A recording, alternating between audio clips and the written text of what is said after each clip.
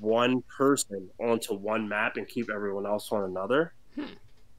I don't know if that's accurate, so I'm gonna try it. I mean, I mean, Um, I mean, if they're all in the oh, whatchamacallit, the journal, you should be able to just pull them from the journal onto it. Jen, what do you see on yours? I see the bar where we were fighting all the people. Okay, I do so not. that does work. Okay, Ah. I think just you there. Hmm. I see the tunnels. Huh. Now I need to figure out how you did that. I'm on the main screen. I still. grabbed your name from the bottom. Like I put all the map things at the top, and I grabbed your name from the bottom and dragged it onto there That on is that neat. page. Yeah, so that's cool. I wish I prepared more for today now, but I know. Found it out yesterday. Like I don't know where you sent me, Brendan, but I think I'm at the credits. Mm. Why does it say in lieu of passing Gunner? What does this mean? What does this mean? Brandon? Brandon, what does this mean? I don't like these credits. Why are we funded by Mel Gibson? Why was he a producer in this? cool. I guess to follow up with that, Jen, if I drag you to one of these, I see your token piece right at the top with all the pages. Mhm. But when I dragged you back to the player's like ribbon thing, it puts you back with everyone else. Nice. That's a good like little neat trick to know. It really is. All right, so now that I messed with that, let me actually So go to the what you're saying is now we can split the party whenever we want. Nice. We could. Sweet. Oh yeah, with the whole 9th level thing, I now get different ults instead of just blowing up all the time. Very Yeah. cool. The ones I took are if I'm photon attuned, I get the ability to give everyone haste for a minute that's within 30 feet of me. And the one I took for graviton is basically dimension door. Nice. Ooh. But I don't know how often that'll get used since I rarely use graviton, but figured like, that sounds useful in a niche situation.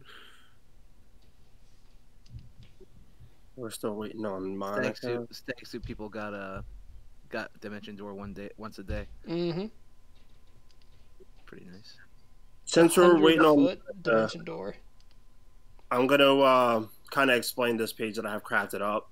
I think what I'm gonna do is every session that we go to start, I'm gonna leave it on this page, just as on a story level. I'll put like the quest of the story in case like, just like a reminder or anything like that. The story quest that I have up at the top, the module that I was running, it was a 3-book module, and we finished the first book. The second book will take place once all of you decide to go onto the planet of Verces. I don't want it to feel forced that you have to go there. Because some of your best like role playing moments isn't from the story. It's sometimes just like the getting background information, or like you visit a place randomly and a random shenanigan thing happen. So at the Speaking bottom, of that, I feel like that's a lot of today's session. So at the bottom, I had made like a character box kind of for everyone. With us being at 9th level, over half of this party started when we was at level 1, 2, and 3, and some people just kind of joined along the way. I want to kind of cater the story from here on out to your characters, and I don't really want to waste our time doing stuff that like doesn't appeal to anybody.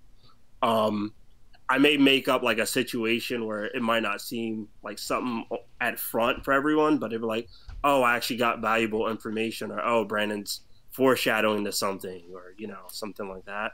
But I wanted to keep everyone's goals in mind of just like maybe, I don't know, maybe something that I may have went through in the past, and like, oh, it'd be cool if we went back to doing this, or we had the planet where we left the gray, the creatures that were also deleting people's memories. It would be cool if we went back to that. So I made these boxes at the bottom as kind of like a story quest is up here, but if you have like a side quest or like a goal or something you want to work towards and you want the rest of the party to kind of know it, you can place it here. And then, week after week, oh, I really want to work on this now, or this is kind of where a toner or a gunner's headset is right now with everything going on. So I was just trying to be creative and cater to each character individually, as well as catering to the story. I would want it in my head to feel like each character itself is its own book, and this has some Avengers Endgame kind lead up where everything kind of matches together. So I wanted to leave it open where, like, if there's something we did in the past and you wanted to kind of further exploit that, you could put it in the box here, or something that you're curious about, you could put in the box here. Because I feel like I'm enjoying the session, and I feel like every week, like some weeks the suspense is there when I'm just like, we have to wait till next week, and I can hear it in everyone's tones, and then someone like, this is a good stopping point. I want to have more of those moments, but I want to make those moments, points that you care about your character, or you could understand, like, oh, we're here because this means a lot to Kalani. That being said, I actually don't know much on Kalani as a character, since we kind of had Monica just join up. So this is kind of a spot where Monica wants to put something like, I'm a xenoarchaeologist and I just want to know more about like plant life and things like that out there. Then I'll know. Now, are we able to do something with these boxes, or are they something that you put in? So I put the boxes in, fill them out as you want. Because I can't do anything with my box. Can't do anything. Like, I don't. Are There's you no able- like text area. There's no text area? Like, I see the boxes, and I assume I had to click on those. I see a toner just put something in there, and it's super tiny, but I don't see anything for me. Oh, Click on, there's nothing there. If you use the text thing in the little draw thing, you can make a text box. yeah. If you go But to I don't the know how you change the size of the font. if you go to the paintbrush, when you go to your text, it'll, as soon as you start to type, it'll tell you like, let me see, Arial, size, font, and the color ink that you want to use for it. So that way you can just kind of just type away. If you wanted to keep it the same font and all that I had, I put Character Quest, and then I put Contrail, and 40px is what I used to get it that size. Yeah, 18 is a good size. So as long as you can.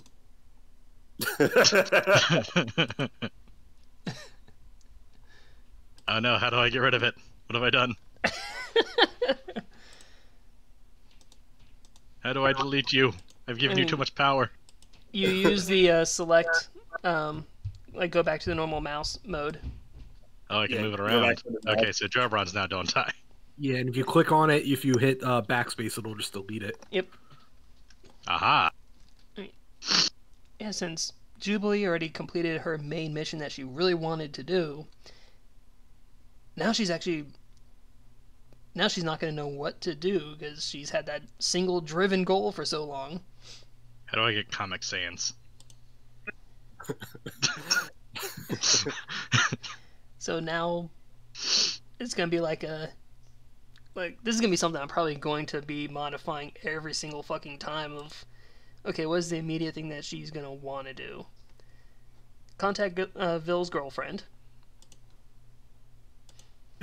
This isn't like something that is a just today thing. Yeah. When we like do our sessions and stuff, I think I'm just gonna leave it on this page. If you like have a thought that comes up to mind and you're like, I'm gonna leave it here, and maybe kill I am deaf guy. I'm gonna leave it here and just leave it as like a reminder to everyone, like, hey, we still may have some unfinished business with, checking on the other planets or other, just if we have any unfinished business, you can leave it here, and then everyone else can kind of see where your mindset's going, or like something that spoke out to you that you would like to explore with me on.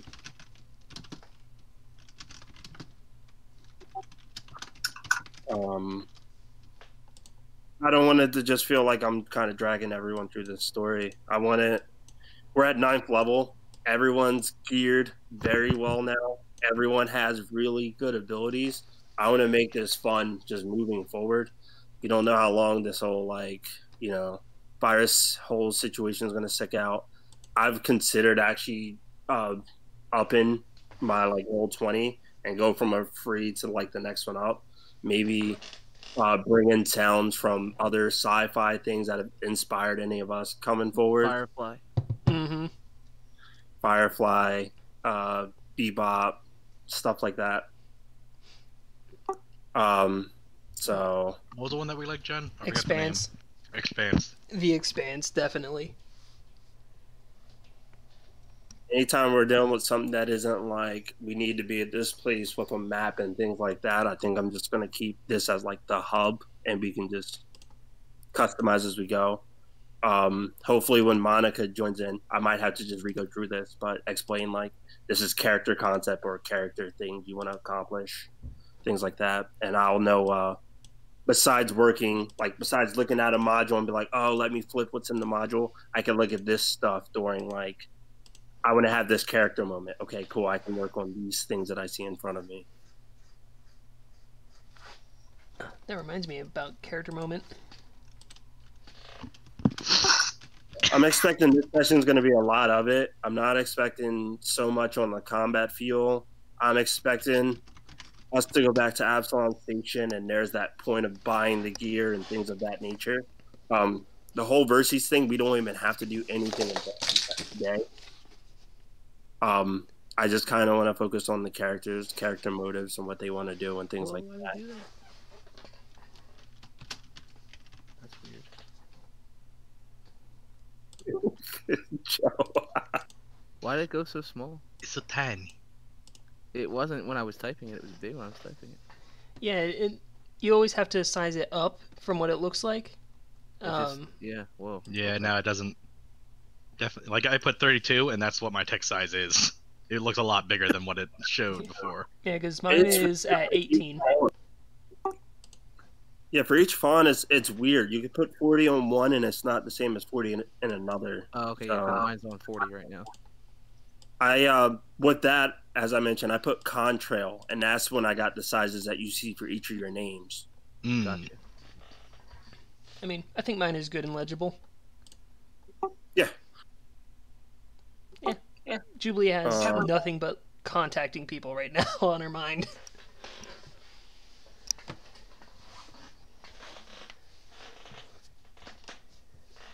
All right, so just me trying to use Roll20 more, add some new things, kind of spice it up from the normal things I've been doing with it, and cater to you all as players and your characters and things like that.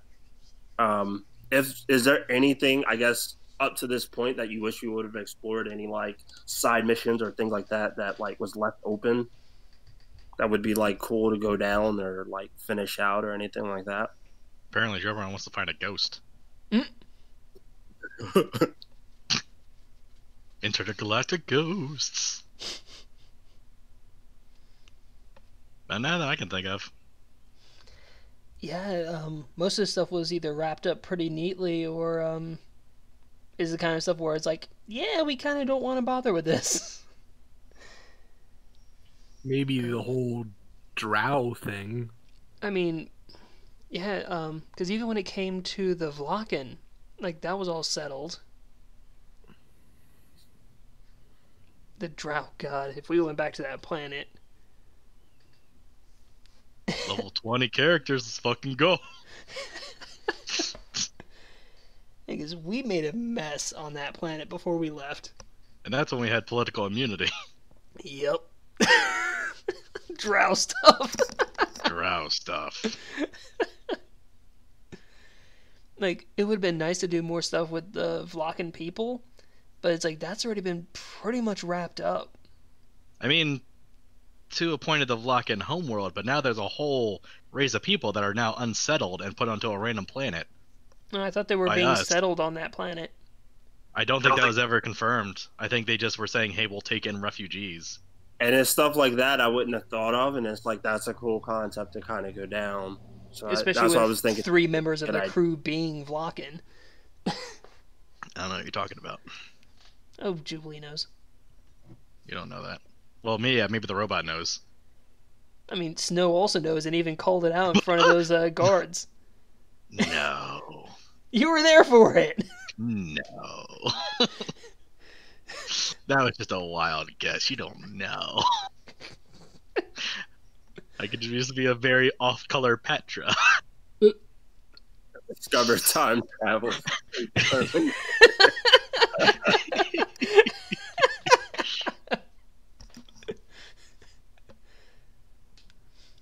But, yeah, I can't I've think come of... to kill you to save myself. I can't think of anything else. I know Jubilee is now going to actually... Well, Snow is actually going to want to get in contact with her old crew.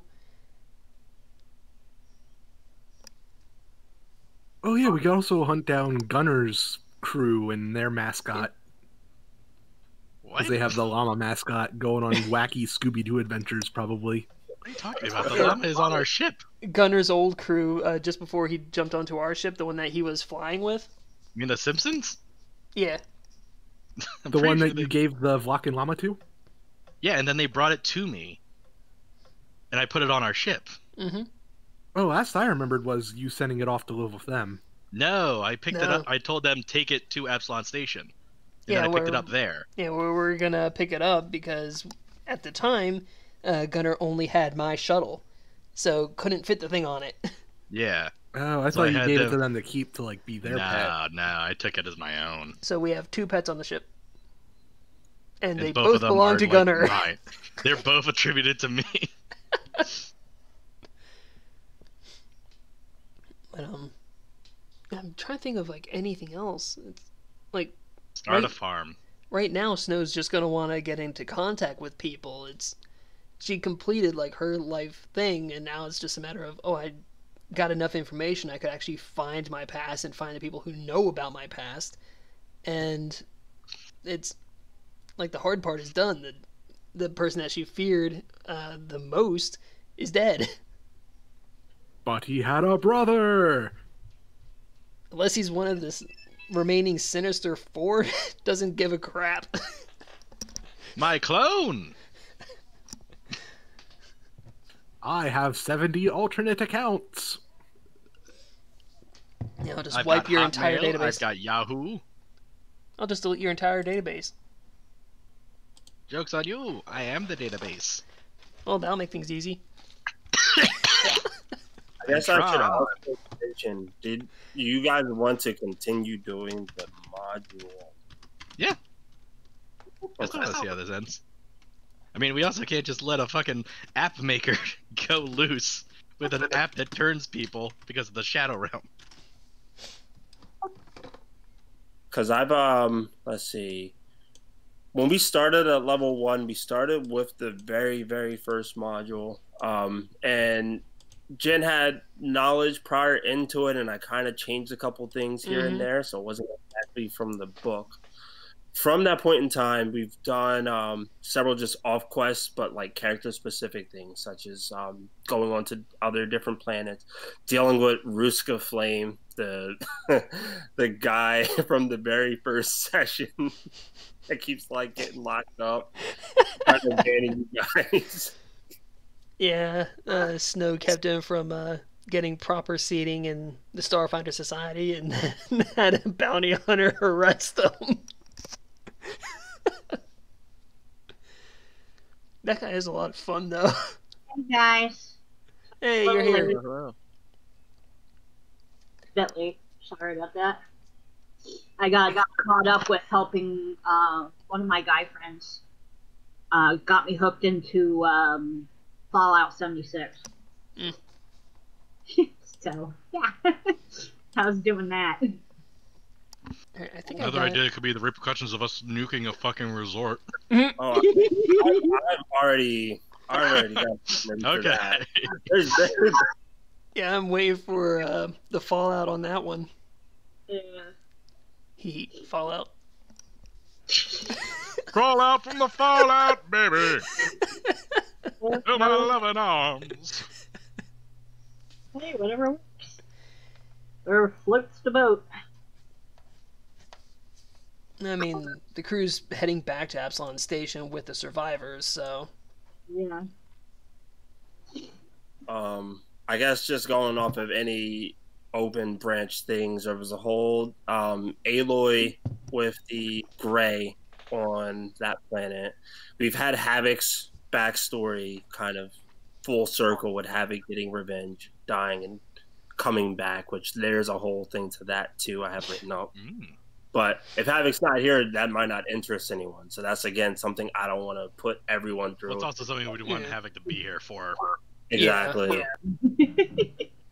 I mean, that's Like, gonna be when we're you doing won't this believe all. it. We figured out you're an ancient god. Well, how'd you guys figure that? Well, it took about 5 sessions, and we leveled up 3 times. You weren't there. So all we can do is tell you the stories. Ain't that the freaking truth? Yeah, so a friend of mine got me involved with Fallout 76. Cool. Yeah, Brendan was going over the current page that we're all sitting on right now. Okay. If your character has any particular missions or interests or things like that, we could put that in the box for our characters. And of course, the ideas are storylines of things that we came across before that we'd like to follow up on. Nothing major for me. I mean, you could see the rest of us too. It's like Snow only has like, oh, speak with X person, speak with Y person, speak with Z person, speak with AB person, speak with all these guys. So this was like a concept of just like Jen and several players started at level 1. Some people kind of hopped on in between level 1 to now level 9. There's nobody left in our crew that was from level 1. I'm the only one left. Yeah. Yeah, I came in late. Level 2 or 3. Yep. But just along the way, level 1 to level 9, I may have left some like loose ends open of things that a character may have wanted to exploit, and I didn't. We just had that big level up point, and we had that big point of everyone getting gear. So I didn't want to move forward and leave any like open gaps still open if anyone in our group was still interested in following up with something. So I came up with kind of just this page to put any character motivations, goals, missions, open-ended points that you as a player or your character would like to just go down and exploit or finish up or see what happens. And it gives me a motive, like as a DM, to know like these are the things that you're interested in, and I'm gonna, between weeks work on plotting and stuff like that with this thing that I have in front of me. So the box at the bottom is anything you feel that your character would have, like just any motives towards or anything like that. You are one of the last people to join, so as a character concept, I have the least information on you.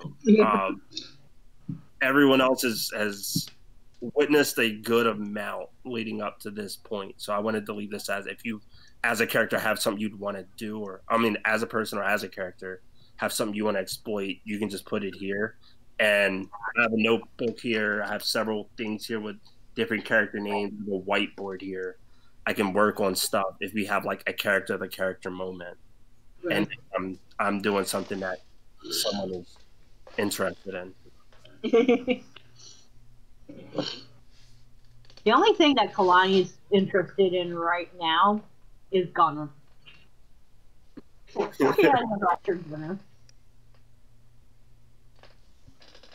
gonna wind up real bad today. I can tell you that right now. Ain't nothing good coming from Gunner today. So with that being said, today may not be like a super big combat mission. Today may be more of like just getting information and stuff like that. I have planned stopping at Absalon Station and everyone getting the gear that you've shopped out with and bought. So that's already going to be included. And then kind of moving forward, I'm just going to see what the characters want to do. If there's something we can exploit and work on today, my goal is to try to start building that foundation and knocking this out or getting more information on it. Right. If you guys decide you want to continue with the adventure path that we're doing, at the top of the page, I have the story mission is to check out the signal on the planet Furries, and that'll let me know like you're ready to go with the module. We gotta get to the question mark on the map. Mhm. Turn in our quest. Right now we're in the like 20 filler arc segment before Shippuden starts. I'm back, The real everybody! Shadow, the real Shadow Realm. Oh, that's right. There was one mission that Jubilee does have. Find her home planet. Because she tried ordering the specialized food from all the different gas giants possible to see if any of them sprung up a memory, and she never got a chance to eat any of it.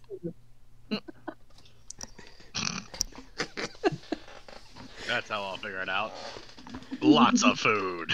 I mean, she's been trying to, like, search in every database, like, she could possibly get to and hasn't found anything. So she's like, oh, maybe if I tried some food.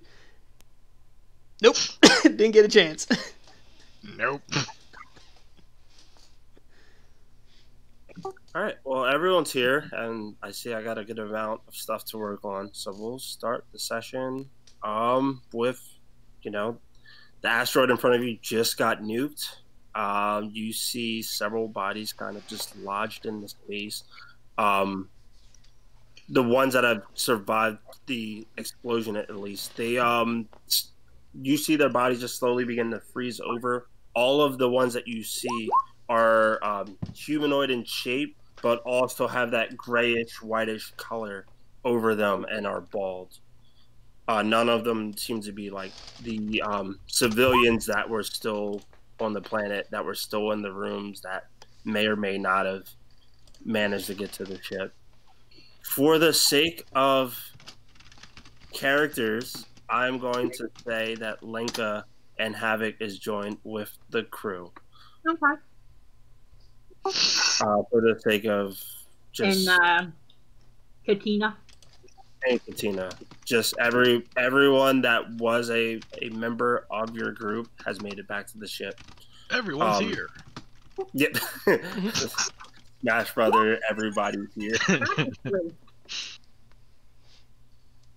That works for me. So, you see several bodies placed in front of you, and it's followed up with just the silence that you get as you look in space at these bodies floating. No sound can be heard besides the sound of everyone who has made it onto the ship. It's a bit quiet as the other surviving members are looking out the windows, and tears kind of just fall from their eyes. Some of them look like maybe they may have had family members or friends close to them that may have not made it through, and they just kind of just a bit sad, but understanding that they was given the opportunity. It was said throughout the whole building they didn't make it. So it's a bit quiet and a bit, that feeling of just sadness around all of you at this point, as you kind of leave away from the remains of this asteroid. Jubilee's going to be turning her ship around and go over to the comms for the main ship. Atoner, can I speak with you in the launch station? Toner gets up and he just kind of like limps his way over. And Julie's going to be flying the ship back.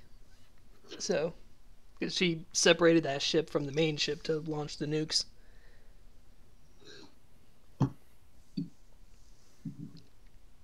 Oh, so you're not in our ship, you're in this little ship? The planet just blew up and she was out there in her ship during that, so she's just now turning the ship around. Oh, so then who's flying the big ship? Probably Gunner. Oh, no, not Gunner. No. Probably Jobron then. Yeah, I mean, I have a plus 13 or 12 in piloting. Yeah. 14. It's either that or Havoc, who's not here. I mean, Havoc no longer is that good with No, flying. right now. So it likely would be Jobron. Yeah, So because who would I be took the my gunning- sniper. and made it into a crutch and went to my room and blockaded the door. Is that like for Starship combat or just for now? Just for Just now. for driving. Okay, yeah, I got it. But, I told you guys I could fly these things. Now, what does this button do? Been a while. What is that? Is that self-destruct or turbo? Let's find out. Just shoots down snow. Either this turns down the air conditioning, or it opens all the airlocks. I mean, I suppose technically it'd get colder in here. I guess way. either way it So works. they'll say something if It's the airlocks fine. are open. It's not like they can't talk in a vacuum, you know. It's not like they Meanwhile, can't yell Snow for the is just first 2 watching seconds. from her ship, and she just sees Art, like the bigger shuttle, just sort of boom. That's a lot more bodies.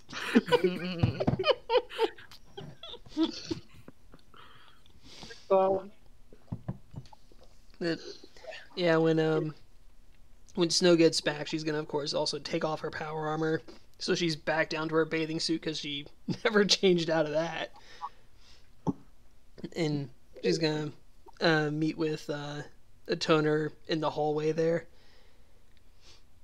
A toner. Yes, Captain. He like stands and like kind of salutes, but then he just kind of like leans against the wall. He's like, "Is it all right if I just sit down for a moment?" That's fine. You did He good. just sort of slides down the back of the wall. Absolutely fucking not. You will stand at attention, soldier. You did good down there. Thanks. She's gonna point to the survivors looking out the window. They wouldn't be here if you didn't hold the line. Still though, just like feeling like I just didn't do enough, you know? Yeah. I mean, you're never gonna save everyone, but you held the line when all reasonable thought would be to say, not worth the effort, and close the door. You held the line, and they're alive because of it.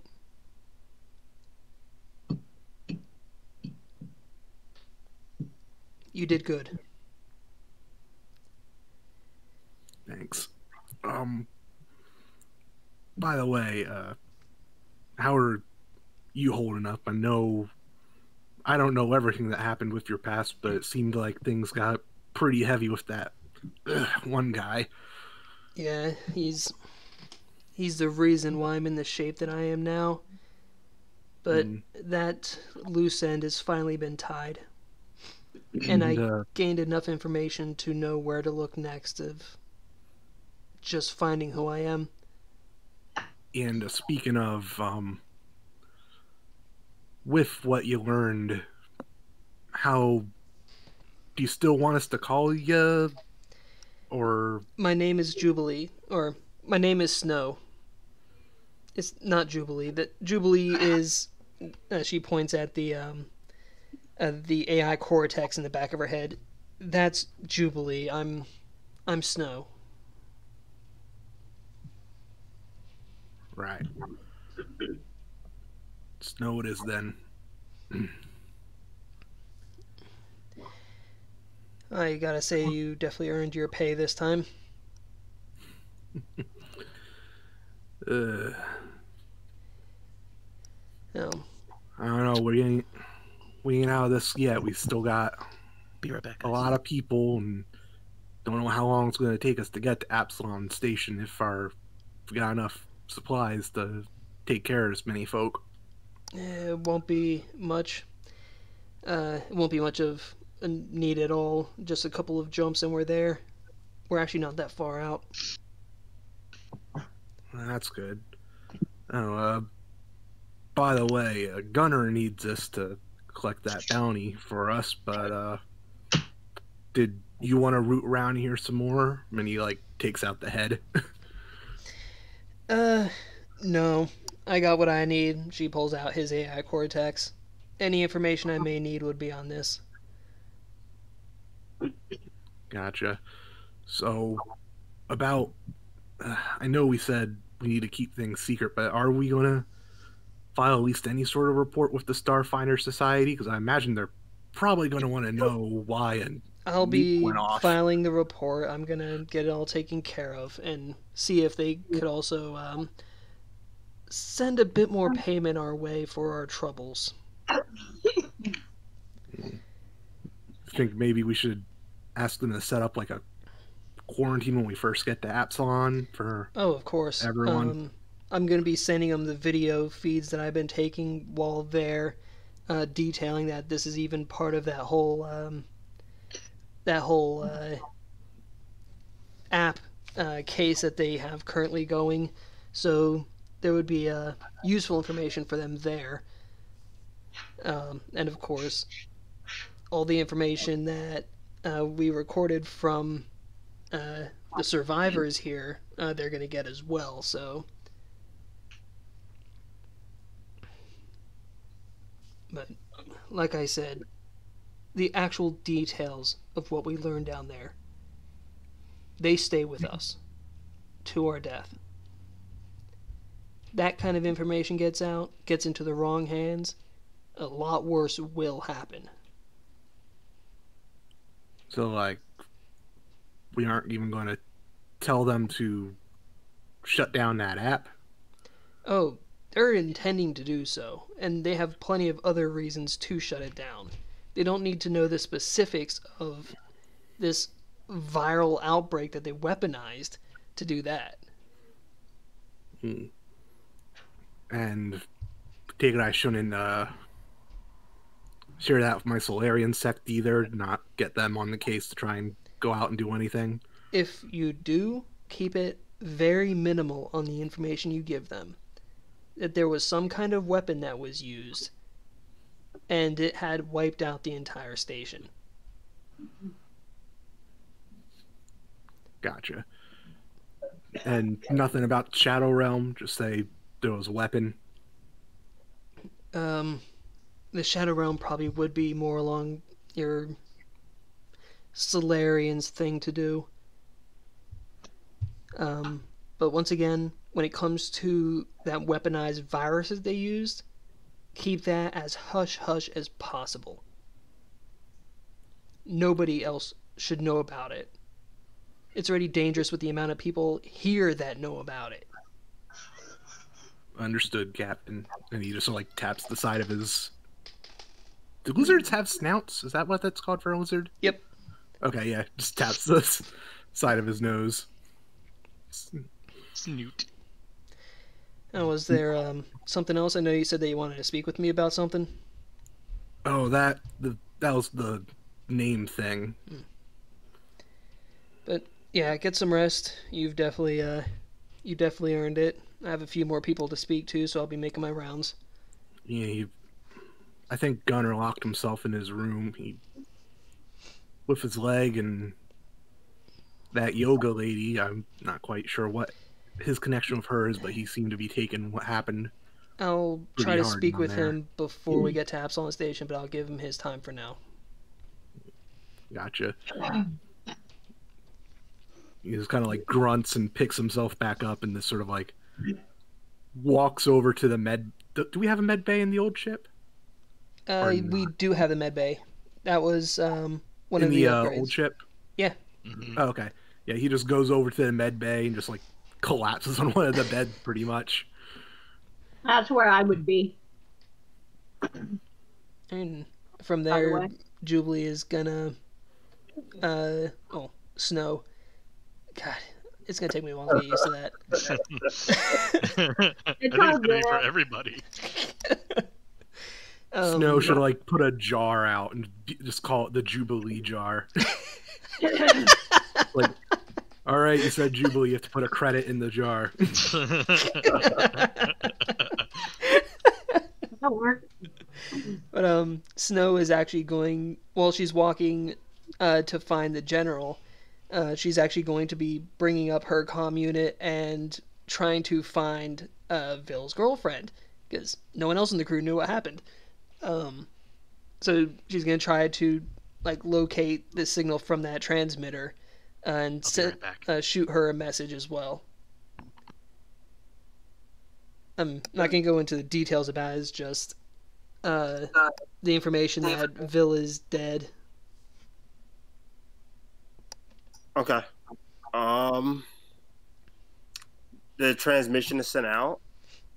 You don't get anything sent immediately back to you. You are aware just sending transmissions planet side, like from planet to planet, could take some time. Yeah. So, but the message is sent out. Is that whole thing with her hallucinating on the asteroid is like, oh yeah, I need to tell her.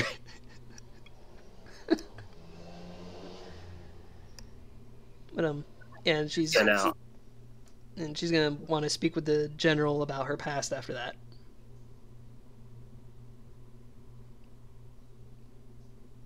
Just doing one thing. I'm putting notes on a GM layer for myself. I'm back.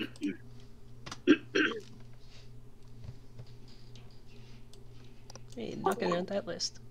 This is great. Actually, when me having stuff on the GM layer, I can actually focus better with everything going on.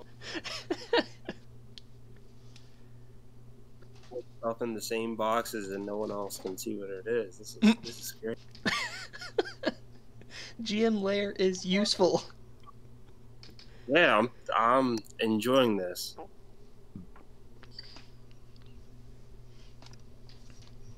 Hey, Joe, I wanted to show that that's the size of your character, so everyone will know. Such as like if like was to do like an explosion, just know that you're one size bigger. Yeah. But I didn't want to squeeze your font in, so I didn't know. So is Jen, right? That's one of those funny things. It's a modified light armor. So how much it is actually modified, it didn't really specify. Oh yeah, speaking of my explosion, if I decide to blow up, my radius is now 15 feet instead of 10 feet. Everyone keep that in mind. Yeah, although I think I can adjust it, since the wording says you can go up to 15 feet. Ah. So I think I get to pick between 10 and 15. That's But- useful. It still sounds like I'm getting hit. Yeah, I'm not sure if on the wording if it means it's just always 15 actually, feet, or if it means I like gotta 20 pick foot between I 10 mean, and if 15. it says can, then it's basically hinting that you could adjust the size from anywhere between 5 and 15. Oh, the original, the default size is 10. Yeah, I was think it? what I read, it seemed like because you leveled up, you'll end up leveling up as well with the blast. So instead of 10, it's just 15. Can anyone see that arrow? on it? It goes Yeah, out. I can see that. See the what? I don't. Are aware. So only Blake can see that. I put an R on his character of the 15 feet, and I was wondering if R is a I person. Oh, yeah. Okay, all right, got it. Yeah, because the wording of the book, it just says at 9th level you can increase the radius to 15 feet, and at 17th level you can increase the radius to 20 feet. So by the use of the word You see my can, reach, I'm assuming Brandon? that means I can like I'm adjust it. I'm gonna say between that's 10 a and 15. DM rule. Yeah. And with the way they word it, it sounds like a DM ruling. But yeah, I'll probably use my other ultimate more though, Mm-hmm. because now I have my Zenith Revelation. Brandon, do you see the R I put on my character? Yeah, is that 20 feet? That's my reach. That's huge. Okay, Yep. that's good for me to know that. That's huge. Okay, cool. I'm glad to know.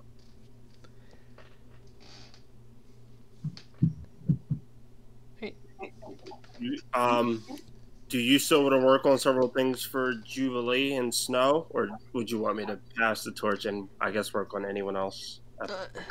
You had a good amount of stuff that you wanted to knock out, I guess, immediately as the ship left. I mean, Well, I know, like, most of the there's- stuff, yeah, it's stuff that could mostly be done before we reach Absalom Station.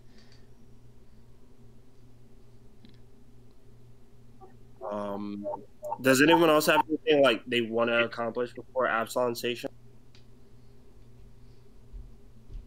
Atoner's going to be passed out in the med bay because he got beat the crap out of him from the resort, so he needs to recover like HP.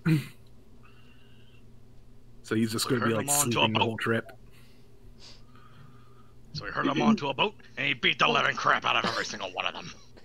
Pretty much with Kalani, she's pretty beat up as well. So between what she's able to do in healing people of SP and hit points, so that's pretty much what she's doing, is making sure everybody is back to full health, including herself. Using her spells as necessary and her supplies that she has on hand. And I guess Joe Brian, your time is being spent focusing I'm on. flying. Yeah, making sure I don't crash. Yeah, no crashing the ship. That would be bad.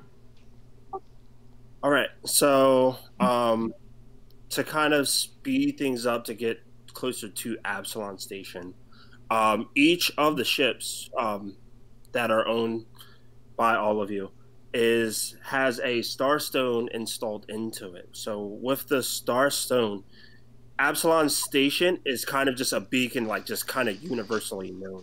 With that starstone, it could make it where you could get there in the least amount of time possible. It could be anything up to a day to maybe a little bit over a day to get there. A few clicks, a few jumps, things of that nature, but you could get there within 24 hours. Since there is a bit of a healing point for several of the characters with healing hit points and things like that, I'll say that you spend at least one day out just kind of drifting in space and just recovering from quote unquote this vacation. The vacation from hell. Within that Vacation time, from Hell does play into the whole Doom thing that we had going on that entire time. That's true.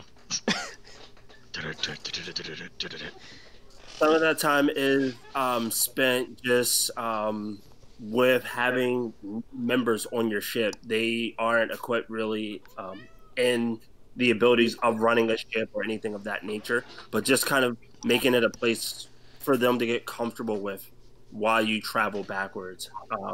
There's enough food stocked to supply everyone in the ship, so you're not worried about any necessities not being covered, with Kalani offering additional services to anyone who needs it as well. All of your necessities are kind of covered in the aspects. With the additional people on the ship, however, it is a bit harder to have personal space.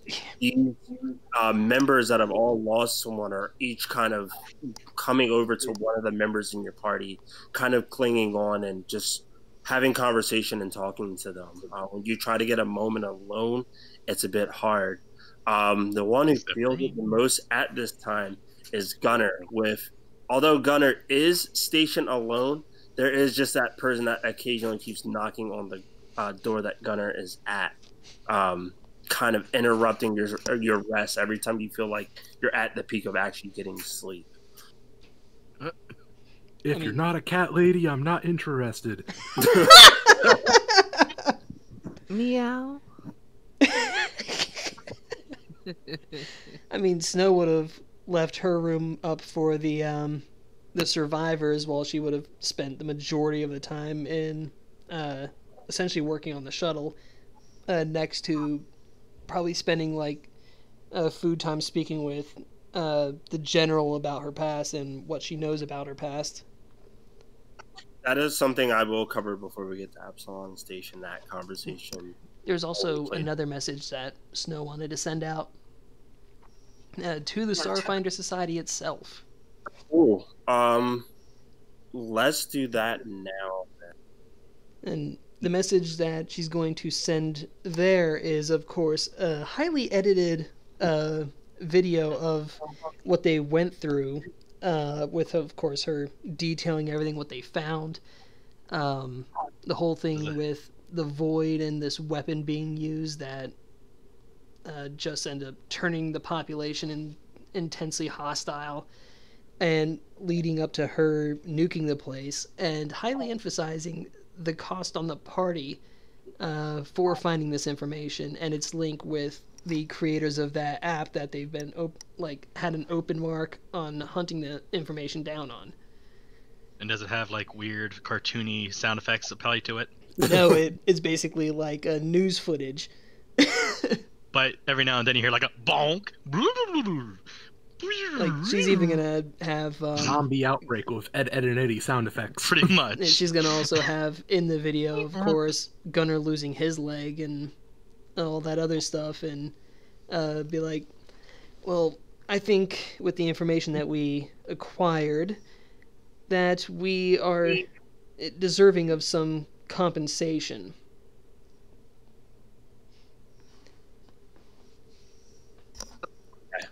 I have that written underneath your character. That is going to take a bit of time to get to him, but I'm gonna that after the conversation you have with is it Jeff or Bree? Oh, by the way, this is basically going to be her trying to lead into getting the new ship and trading in the 2 old ships for it. And she's not even. This is going to be like a surprise for the rest of the party. So that's kept personal.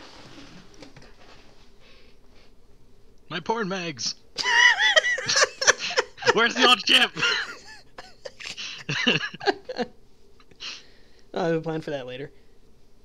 Oh no. Let me see. 1, 2. All right. So before I actually go through the conversation with I think it's General Bree. I think Jetta was the name. Jetta was of my one. Yeah.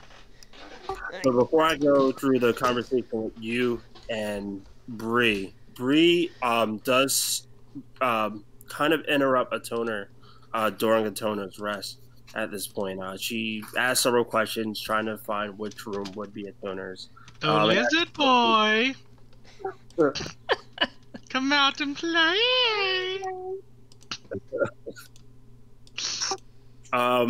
And she approaches a toner. A toner, you at this point you're kind of just knocked out. You and his hand kind of just taps on the side, a bit like just soft and then a little bit more. I don't want to say violent, but a little bit more firm.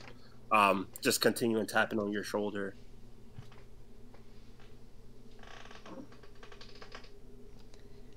Atono wakes up and but in the act of waking up, also draws his solar sword and he's like, "I'll kill you, you little shit."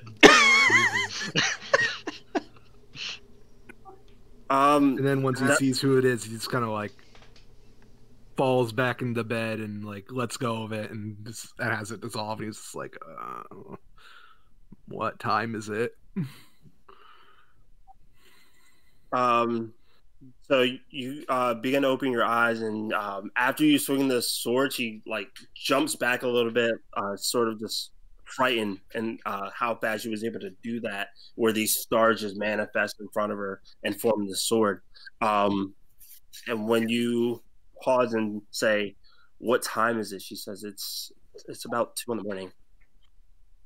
I'm sorry if I disturbed you in your sleep. I just never really had the moment to thank you for what you did back there, and helping out myself and my men, and getting off of that asteroid. This was something none of us could have predicted would have happened here, and we just feel like I feel like just your timing, me meeting you and kind of having a bit of time to get to know you. She takes a step forward towards you. Was just great timing. I'm just thankful for you. I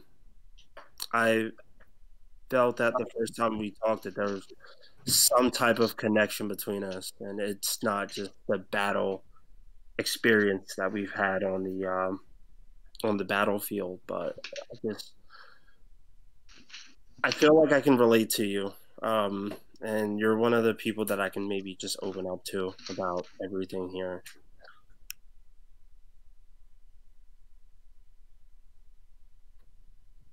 You just kind of slowly blinks and then like lets out like a really big yawn. It's like, and you're, you're welcome, but why aren't you asleep? It's a bit hard for me to sleep on this ship, just with everything that happened and just everything that I know and remember. Um, do you are you awake? Do you mind just talking, or at least hearing what I have to say? Well, I guess I'm awake now. Uh, sure, you got my ear. She just kind of heavily sighs. She like puts one hand on top of you, one her hand on top of your hand. She says, "I'm." When she does, his hand kind of like flinches. And she picks up on that instantly. She looks over to you, tries to give like direct eye contact to you, and she says, "I'm."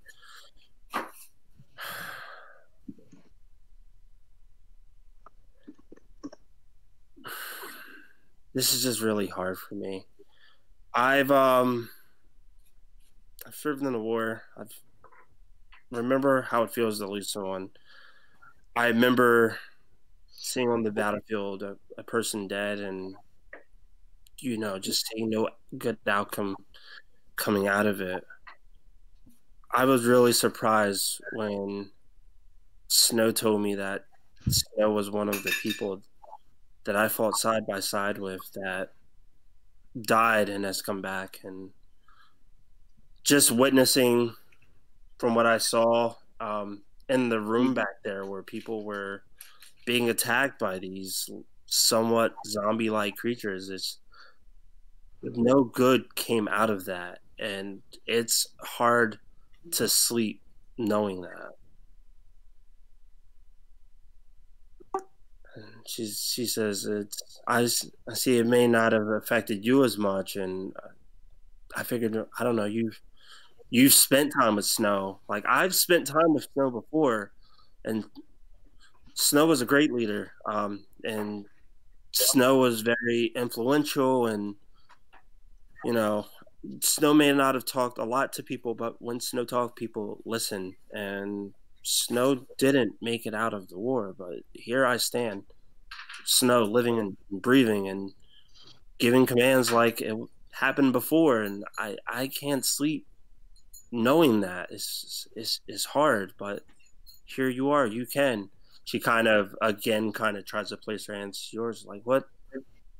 How are you able to do it? What do you know that I don't? Trust me, the only reason I'm sleeping right now, or was able to sleep, was from the literal exhaustion of almost dying 5 times in a row. I am. If it wasn't for that, I'd probably still be awake myself, just thinking about the people that didn't make it. But right now, the body just collapsed and conked itself out.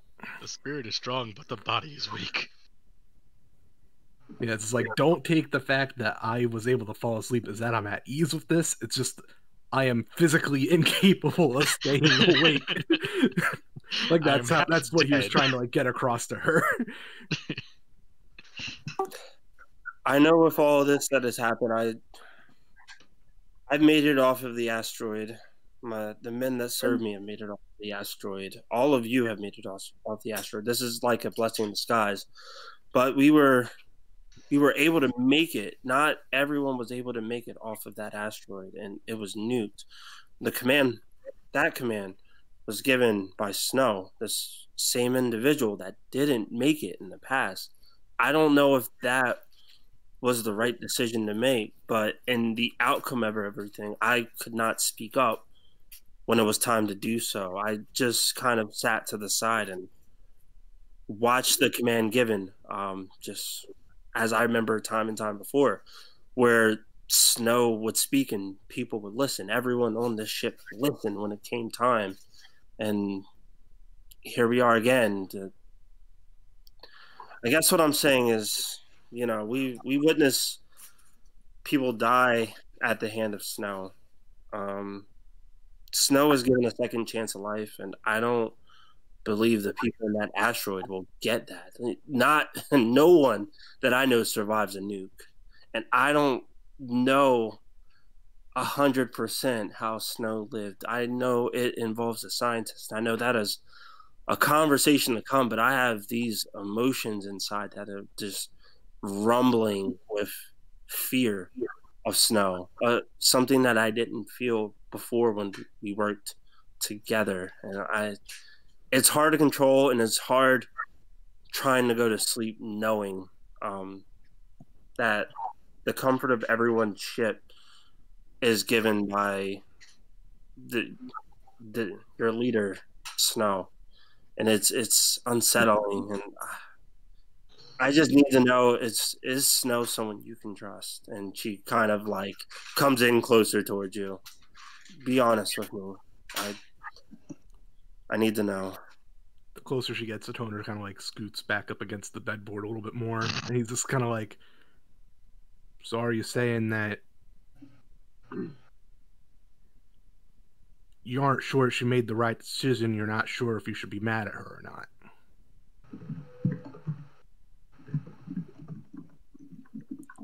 I guess that's what I'm trying to. I don't know. It's hard to place where my emotions and where logic lies with what I just witnessed. I just want to tell you something. What went down back there, the decision she made was not one that was made lightly, and it's not a choice that I envy.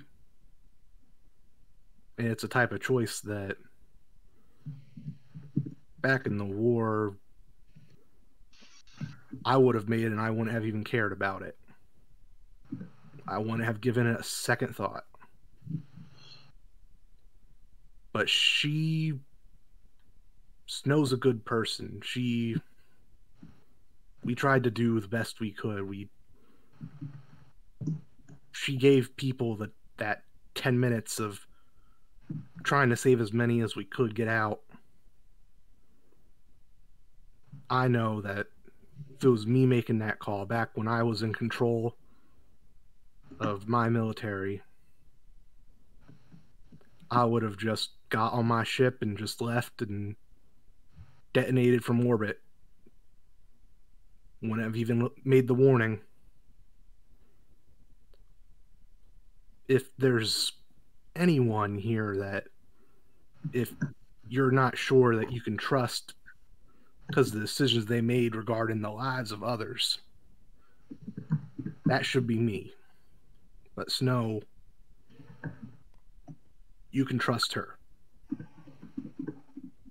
We ain't disposable to her.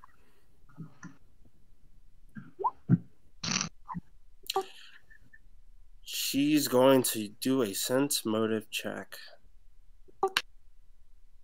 Is he into the captain? Am I just reading him wrong? This whole time not mentioned. I'm into him. Ah, God, girl, just go I'm putting at on him. all the moves, and all he's talking about is his captain. I'm sorry. So Meanwhile, it's a good thing that Toner doesn't know about the child murder thing. What's your charisma modifier? Just curious. The modifier or the stat? Yeah. The stat. Yeah. The stat is 16. The modifier is 3. Okay, that's what I thought it was. Okay. Yeah, Snow did a lot of things in the number of years that she's been alive. Yeah, he's just basing this on the time that he's known her.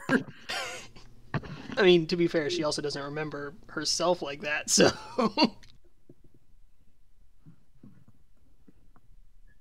She so I made the sense motive check.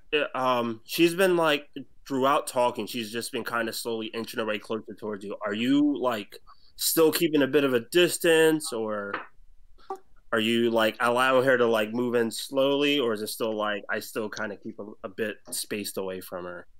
I did say against the wall. I'm not sure if there's much more he can do to get away. Yeah, he's tried to like sort of put space because he's kind of like Can't rape the willing. he's not seeing this as like a romance opportunity at the moment. It's like we just got out of a death trap. Bruh, I died 5 times. I just And- want some sleep. Yeah, he literally went to 0 HP like 5 times in that one fight. Are you sure it's real love, or is this just one of those, I need a bang because we almost died? I'm thinking it's probably the B case here. We almost died. We got a bang. I only have 10 stamina. No. Fix that. Oh, God. I'd be helping with your stamina.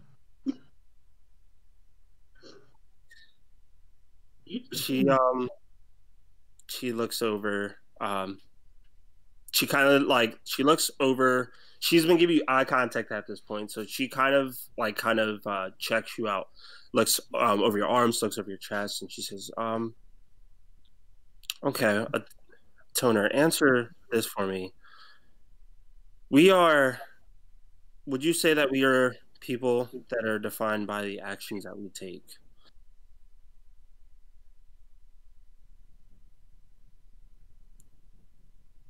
Yeah. With her right hand, she kind of like looks towards one of your veins, and with her one finger kind of traces over the veins, and she says, "And with the actions that we've taken, it has gotten us up to this point, right?"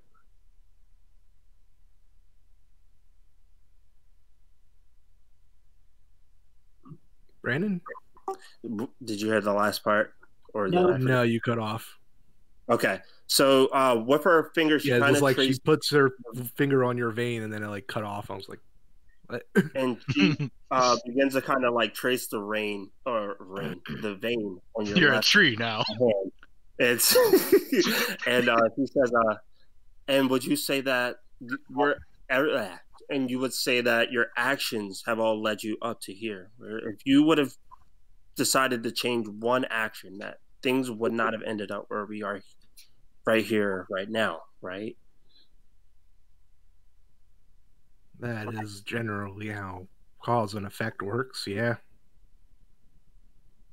She begins tracing your vein, and she goes from what would be like close from like the palm of your hand towards your chin, and she says, "Well, I'm thankful that my actions have led me onto this ship, that I can breathe another day, and that I've been saved by your allies and yourself." And she begins to like place her hand on the side of your face at this point. She says, I believe I'm where I need to be now, but I am afraid of where things can go after here. And I'm afraid that one false action could mess up everything. And she kind of, with her one hand, she kind of just puts it closer towards your cheek, and then place another hand on the other cheek of yours. Can't break the willing though. Sorry, I got the right. And she says, Big war lizard brought down by single female soldier. Hey man, it happens every day. Happens every day. He goes It's true. supernova. He goes supernova in the new one.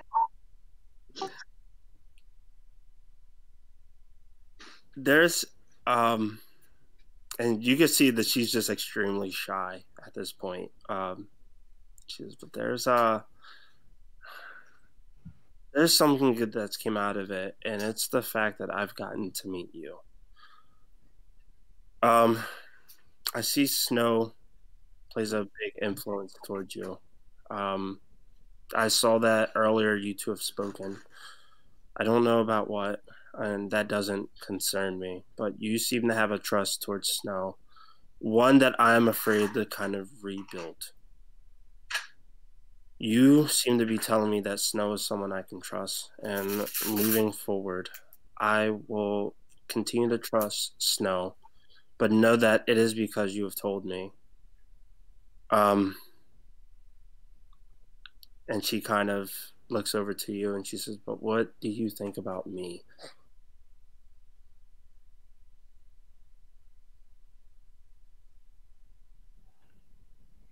I think that the way you were able to get your crew out of there and help get as many people out, that you care about the people that were on that resort and that you cared about your troops. I think that you're a good person.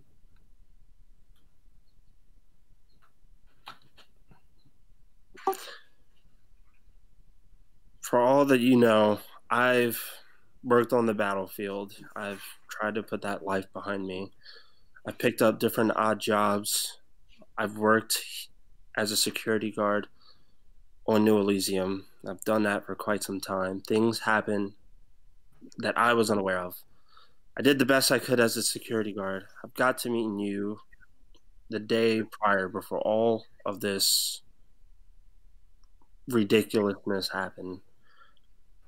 I'd like to believe all of my actions have led me here. I'd like to believe that you working on the battlefield and things not going the way that they should have went for you, that the fact that you commanded people and that things went unsuccessful for you led up to all of this.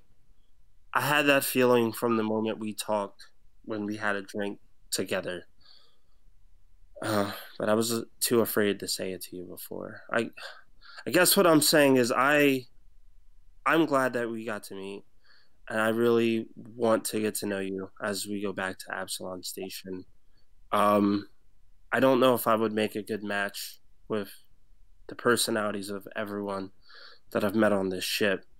Heck, I have people that I still kind of give orders to now, even though we don't work for New Elysium, but they see me as a leader. I'd be willing to give that up to spend time with you. So I don't know if your feelings are the same feelings that I have, and I'm afraid to take an action that would mess all of that up. Don't worry, you can take a full action. Starfinder puns. Remember, crying is a free airlock. action. I've already made a joke that I'm your frickin' room neighbor. I'm like, what the fuck am I listening to? Soap Yeah, opera. It's like a Which frickin' type teenager of after blocker prom out was there. Snow again? Was she the blind type or the hearing type? Hearing type. So that means she's good at reading lips, right? Yep. So has she just been watching this whole conversation No, through a toner's eye? No, actually, she's been busy doing other things. Like I said before, she even told a toner, it's like, I'm not always watching. I just maybe sometimes pop in every so often. Only every now and then when I get bored, I like to watch what you're doing. Yeah, it would just be awkward. She was just like tuned in during this whole time and is just like reading her lips. It's be like, well, this is a weird conversation. I can't do anything with you because Snow might hack into me and see what's going on. Let me just take out my eye. Yeah, let me get a red eye patch. Never really have time to myself except when I'm sleeping. I'm sorry. But a toner, he'll just kind of like shake his head and he's just be like, listen, you said that I got here because of things not going right for me back in the war, but that ain't the truth. The truth is that things went really well for me back in the war, and that's the entire problem. That all my success was built on the callous sacrifice of others, just throwing them away like they were nothing. Because to me, they were nothing. That was the type of man I was back then. The path that I'm walking isn't isn't the one that's going to end happily ever after in a picket fence house. The only one that's going to be ending for me is one that's on the battlefield trying to make right even a fraction of the things that I made wrong.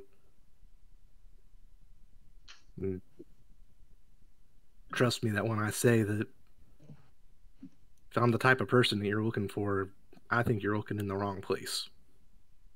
I'm sorry. Gonna make another sense motive. Oh. Okay. He wants you. She takes one hand off your face and begins to kind of like begins to almost kind of like cower a little bit. Like she begins to shake a little bit as she's doing it. You can feel her kind of slowly like shake in her right arm as she slowly takes that one off too, and she was like, I guess I may have misunderstood things a little too much. Well, you seem to be hopeful in Snow. The least I can do is be hopeful and hope that you're right.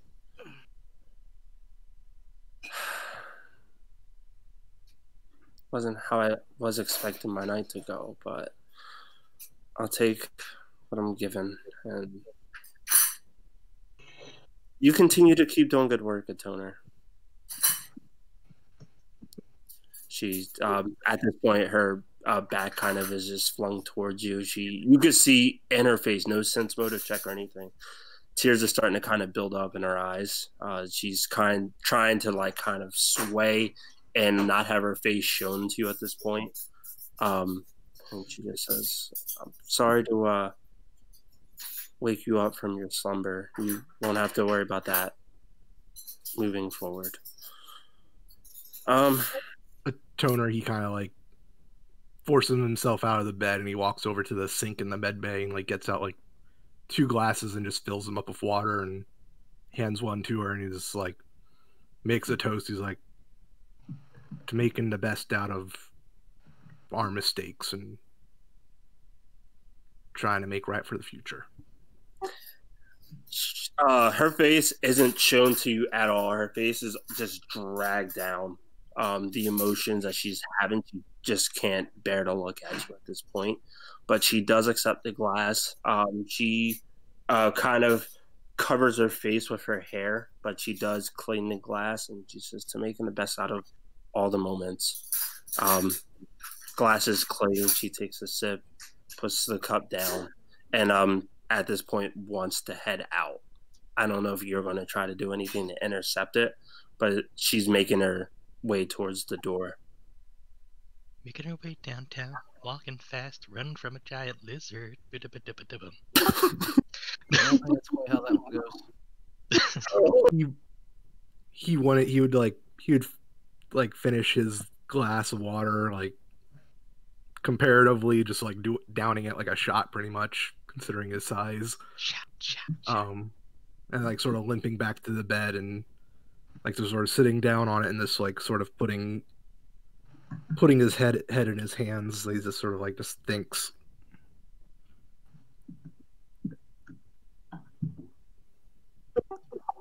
Oh, wasn't that a sweet scene? Aww. Come on, Toner. Nah, I don't blame a Toner. They have to be aggressive with you, huh? He's got a tone.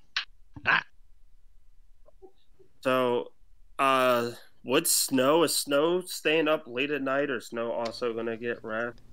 Snow, as usual, is going to be busying herself the majority of the time until she eventually passes out. So, General Breed passes by what would be like your room, can hear something being worked on, and is going to decide to wake you up at a later point. for like a personal one-on-one.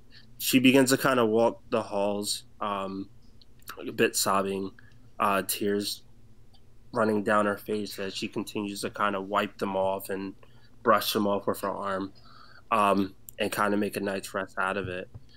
Time begins to pass. Joe, at this point, you're continuing to just pilot through space another individual. Let's say they are Sharon. A Sharon person kind of knocks on the door outside of where you are. Yeah, I don't take my eyes off the space in front of me, but I, motion them in. This Sharon walks over towards you and kind of wipes sleep off from their eyes. They're about 5'6", wearing just sleeping robes. Okay. It's hard to tell looking at the Sharon if they are male or female, Right. but they walk towards you. Okay. Hey, it's you must be tired just from sitting in this seat all day. I figured I could keep you company for a bit if you need it. Sure, yeah, no problem. I brought this ale that we could share if you want some. Sorry, don't drink and drive. Okay, that makes sense. Man, I'm feeling really bad. Everyone is striking out tonight. No one could get down on the ship after the whole resort was nuked. What the hell? Like, everyone knows that's how you get down. You should nuke something. The individual kind of finds like a foldable chair, puts the foldable chair next to you, and says, "My name is Tuknik. I'm the only person who really made it out of my family on the asteroid. It's odd to kind of just see the different colors that space gives us out here. I'm not one that's typically a traveler. I usually get seasick, but the way you pilot, I haven't really gotten seasick on this journey so far. Where are we going?" That'd be Absalom Station, right? Yep. Yeah. So it sounds like I'll be heading back home. Is that your home also? Absalom, yeah, born and raised. Well, you learned how to pilot. Was that taught, or did you learn at a young age? Steward's training. Steward's training. So you're a steward. Used to be. Used to be. What happened? Got tired of restrictions. But you get to learn cool things like piloting a ship. That seems awesome. Oh, the training was great. Yeah, the training was very thorough. I'm sure it must have had other perks. Getting to explore. Hopefully, some fun thing. See, that's where you're wrong. You were assigned to a jurisdiction, and that's the only place you could exercise your authority.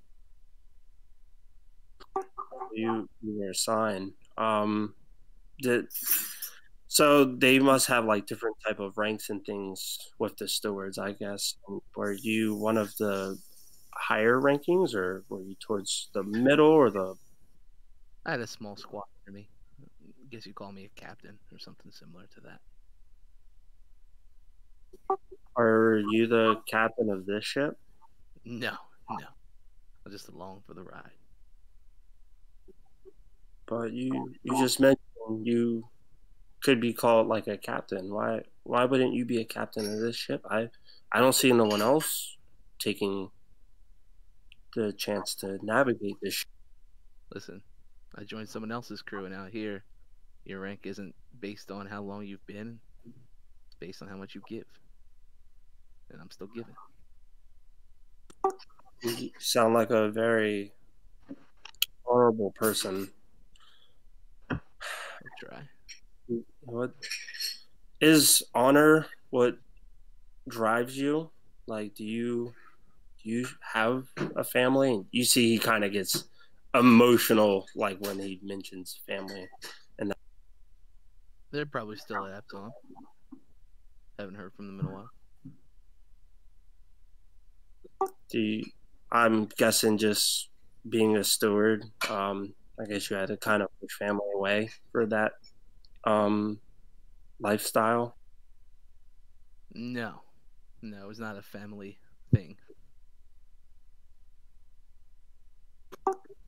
When's the last time you heard from them? Probably back when I joined the stewards, if not maybe once after that.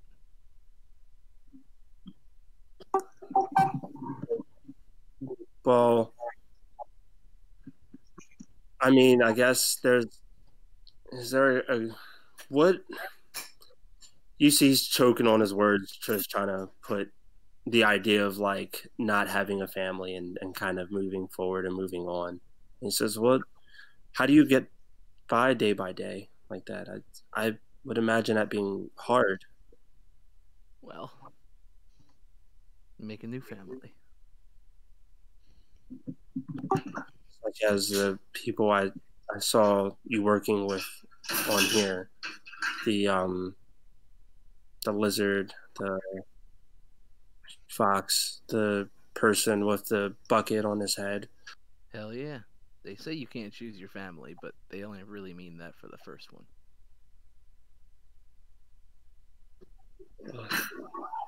I think you're fortunate to have a family. Just, I guess you can't choose your family, but I got to see what was left of my family die on that asteroid, and that was rough to take in. I'm sure. And he kind of looks into like what would be the hallway, and he's like, "But it doesn't. This doesn't bother me, but it doesn't bother you that you're clearly you're human and your family members, well, everyone here is not. They're either they have fur or they have scales or just qualities that aren't human at all, and you're okay with that." It's not really an issue. I mean, on Absalom Station, I've seen people fight over the oddest things, and you seem to kind of conquer this with ease, and it doesn't phase you. It doesn't bother you. You continue to move forward. I I envy that. Hey, don't envy it. Work to achieve it.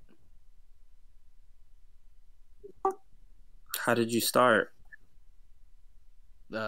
Just happened. I mean, if you really don't pay it that much mind, then you'll find that it just happens naturally.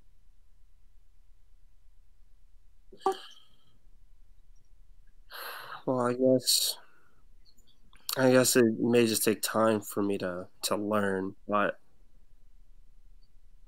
the one good thing about this is I never really got to see stars on the level like I'm seeing it now.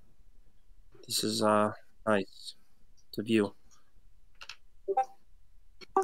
Um, how long do you think it'll take us to get to Absalom Station? Oh, probably a couple more days. Says that as I don't really know. You have this, insert time frame here.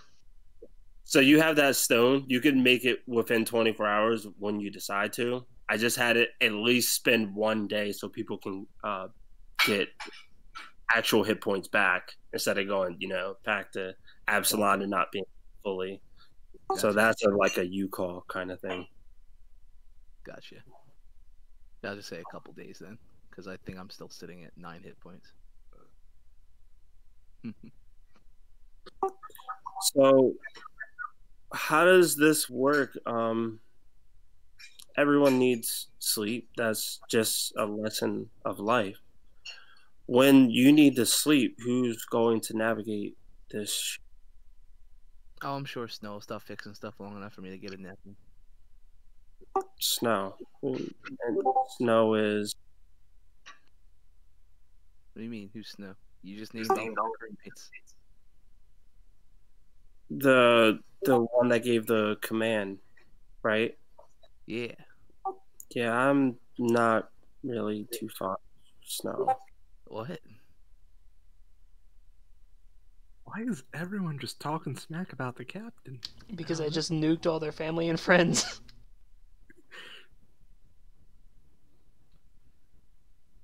I don't know. It's something just.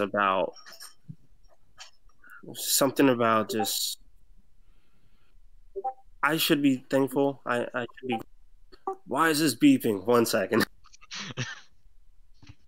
Yeah, like, I keep checking Discord to see if there's like a new chat message somewhere. Yeah, I've been checking as well.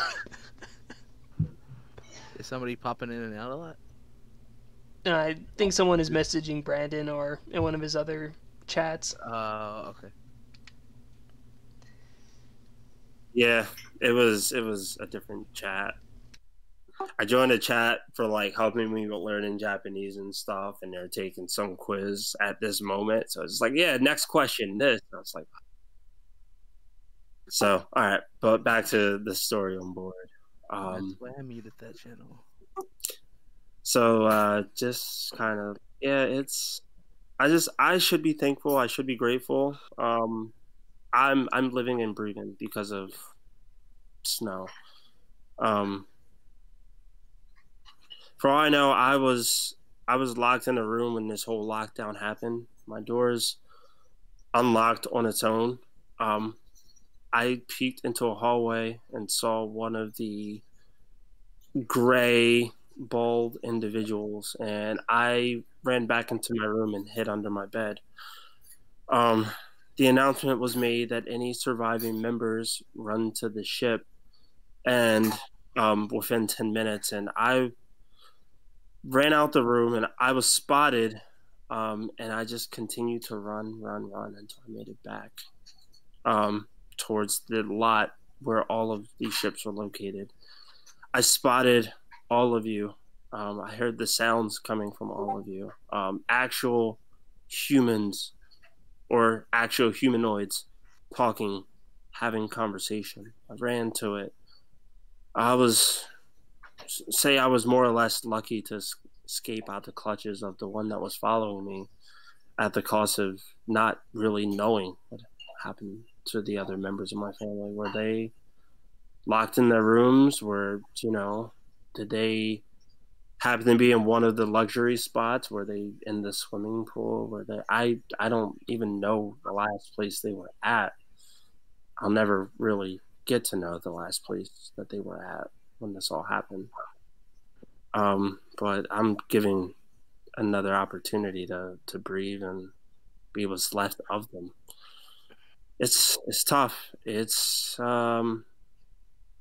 eat me up inside. I have comfort with the other survivors who have also going through it, but we all are almost in an agreement that this is just a rough time to be alive. Absolutely.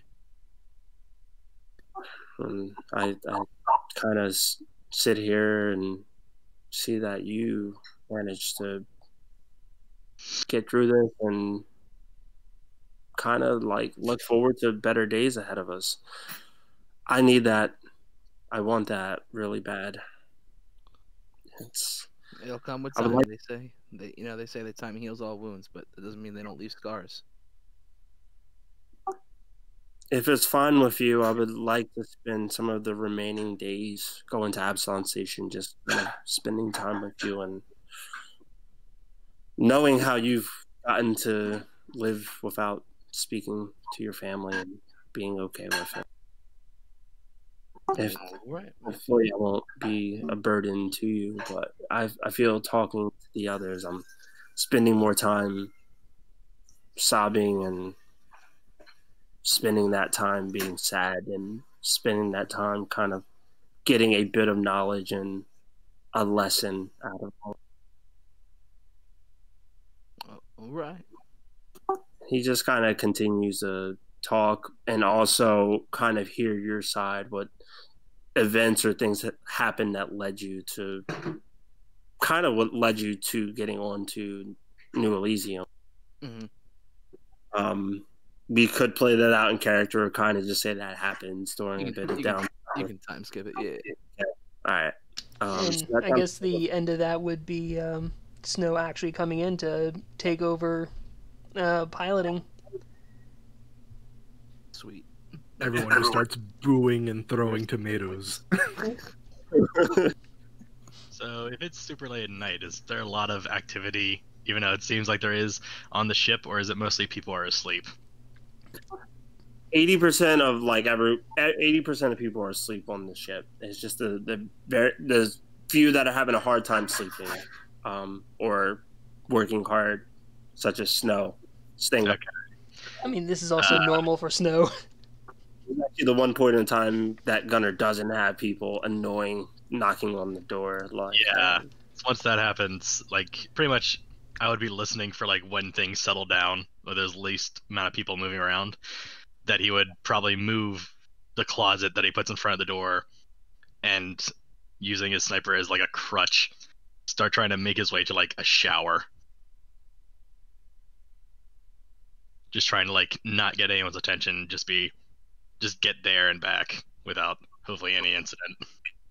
You do it with ease. Yeah. Well, there's the whole, no leg thing, but you're not interrupted in trying to get there. With your leg being cut and it being patched, and there's a bit of maybe a slump in your walk, but you aren't bothered in the process of getting. Yeah, good. Because that's the only time I can actually take off all my armor and my helmet and not have to worry about shit. And also, I have a giant gaping wound in my leg. Which, after he does the whole showering and probably having pain in his leg, he's going to try and sneak into the med lab to try and get an actual crutch or something, instead of having to use his sniper, which could go off. That'd be so cool, though. Okay. You navigate your way to it. There is a set of crutches there. How tall are you? 6 something. I want to say 6'5". They're a bit small for your character, but there are some there. I'll say that there's an adjuster thing on it, so you have to spend a bit of time to kind of adjust it to your height. But there's one there. All blind with only sound sight, because I still haven't turned my eyes back on since we got on the ship. Give me a perception check. Oh, goody.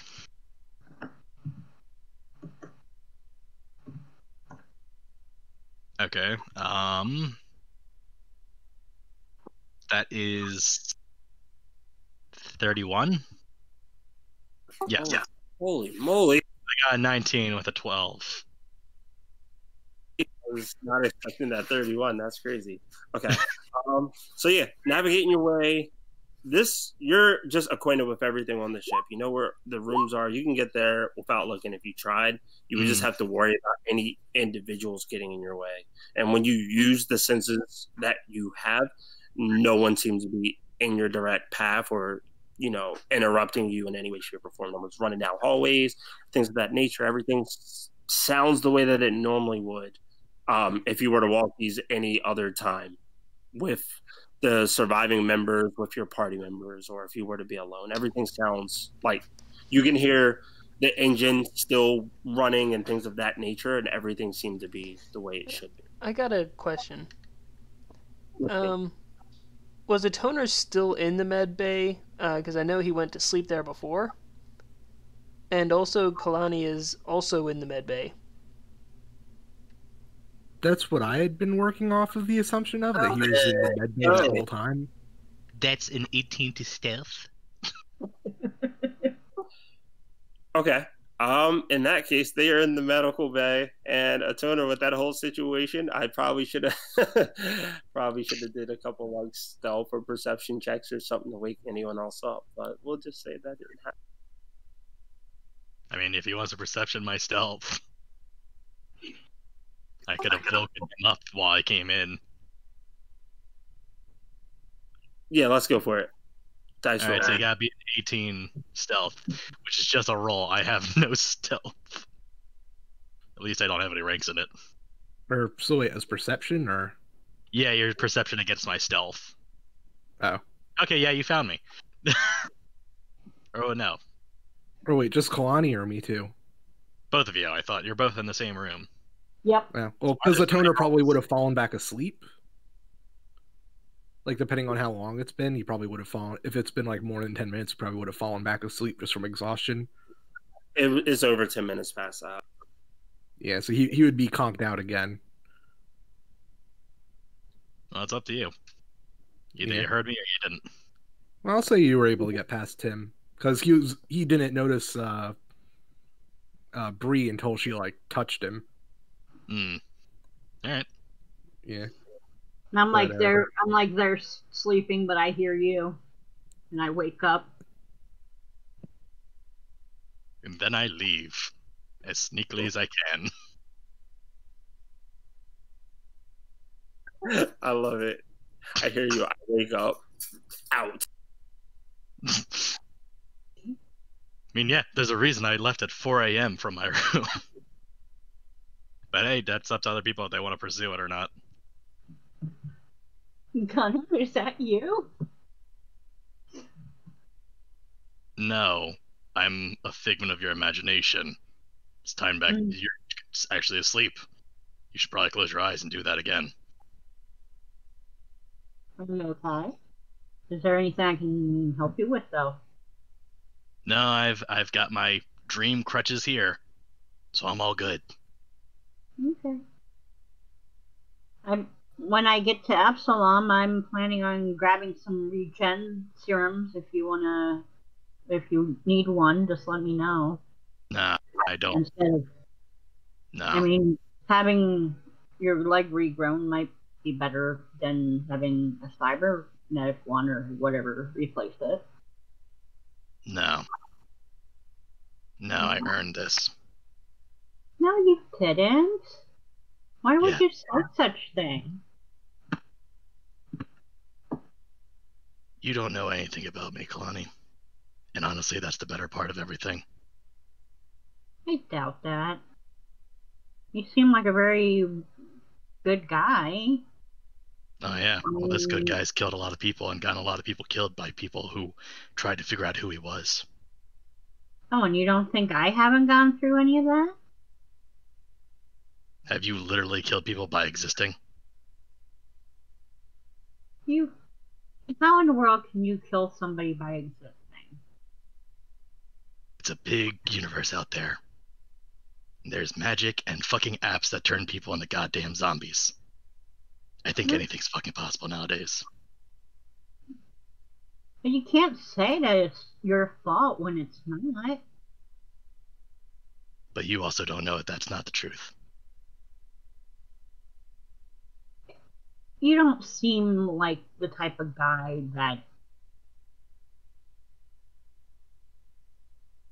would have such issues. Well, then I guess you really don't know me. But I'll give you a little thing. I'd like to know you. No, that's the exact opposite. Do not try and figure out who I am. Do not try and get close to me. The better off you are about knowing my past or anything about me, the better. See, I wanna prove you wrong. Yeah, well, good luck with that.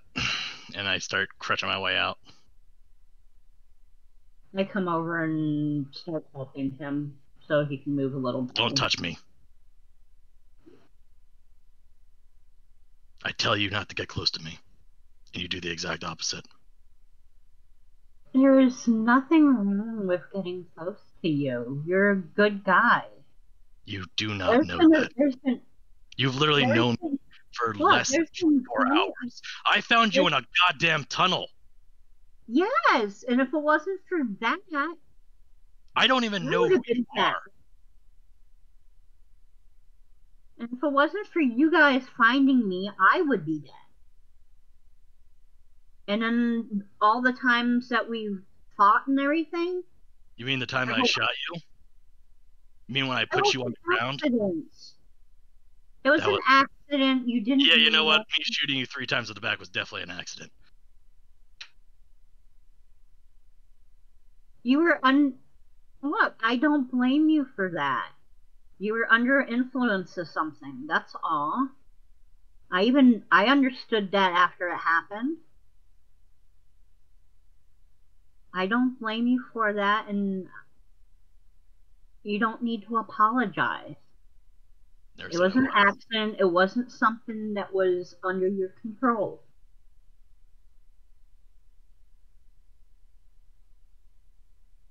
You don't know me. And I don't want you to know me. So let's just get that out the door right now. You are a part of this crew now. I'll fight so that you don't die. But beyond that... And I'm gonna heal you so you don't die. Well, we'll see if the universe allows that to happen or not. Well, I'm gonna make sure that the universe allows that to happen. And I'm just gonna walk away, or crutch away. Just go back to my room and then put the closet back down.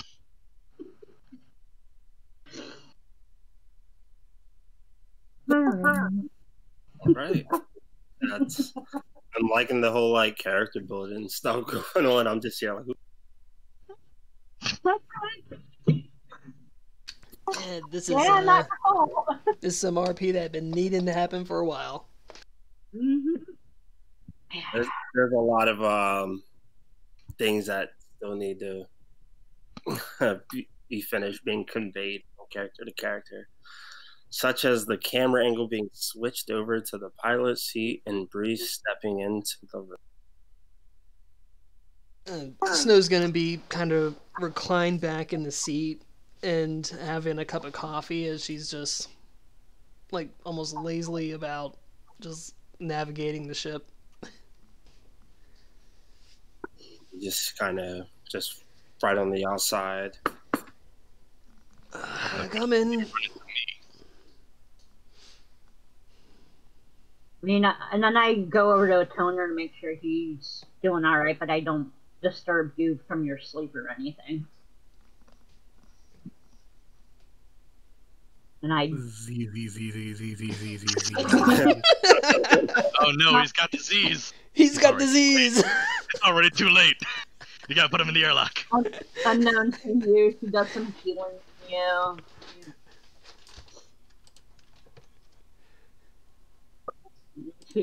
She heads out to.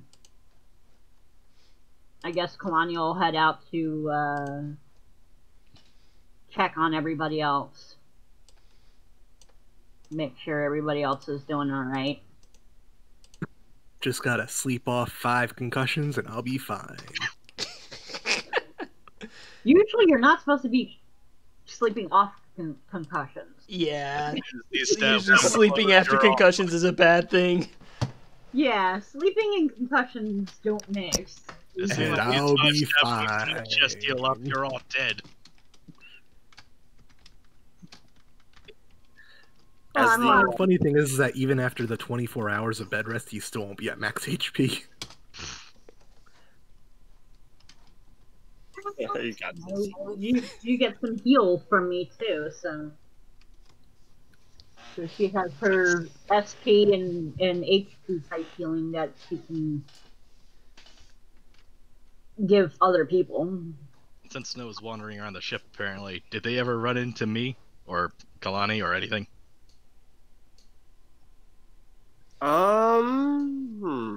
As I said, I'm going to like everybody to make sure that they're okay. I mean, I already talked to to Gunner, and I just check the toner without disturbing him. And I go find Snow and Jobron and everybody else to make sure that they're doing it right. I wonder if Snow did run into Gunner, if she'd even recognize him. Or just like think he was just another Vlaka that they saved, and then Gunner would have to like I'm try not, and be like, yes, I am just another Vlaka. I'm still in full armor and everything. Yeah, he only took off his armor when he took the shower and then put it back on. Yeah, no, I literally only did it in the shower because it's the only time I could do it. That and my room. Okay, I thought you were like wandering around, like sneaking around wearing like your underwear. No. What's funny is Jubilee also, Snow has never actually changed, so she's piloting a ship with a cup of coffee in a swimsuit. Talk about comfy. Before I go into the like Snow and Bree thing, what I pictured in my head, the conversation between Gunner and Kalani was like Gunner like got undressed, darted, and like on the way coming back, Kalani wakes up as like Gunner, and Gunner is almost like a Bigfoot, like just like, look, don't get any closer to me. I'm better blurry and at a distance. I just want to come and check up on you. No. No. I know that's not what it was, but I like pictured it in my head as that. I know, me too. Like I let go of the microphone button, was just dying back.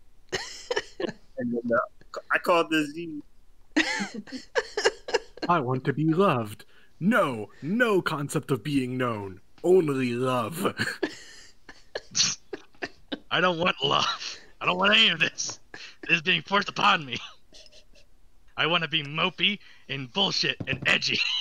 He's trying to be that wolf from the Wolf comics.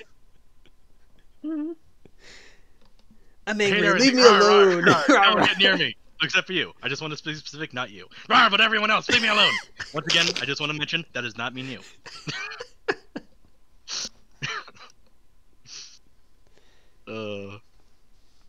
So camera pans back over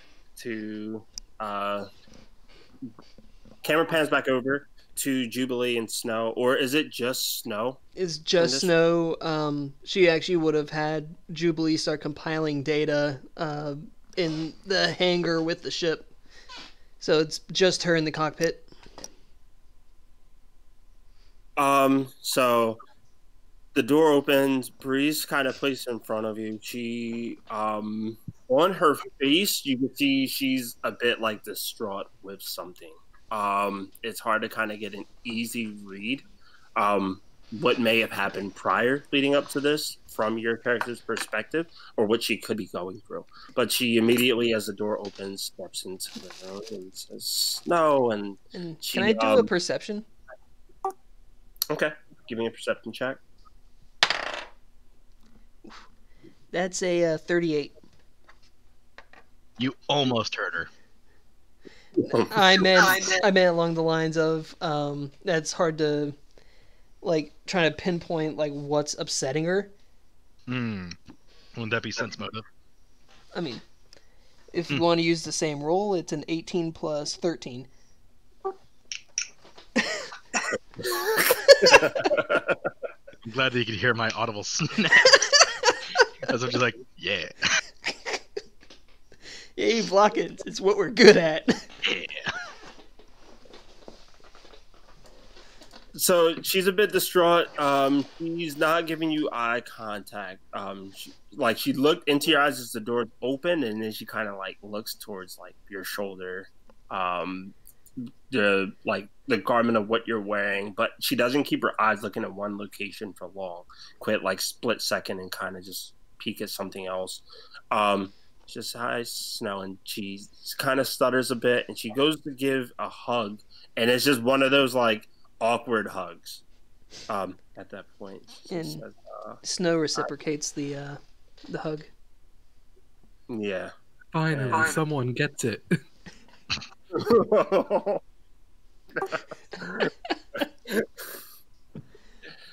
Okay, reset myself. She says, I know you wanted to talk to me about, what's happened back then.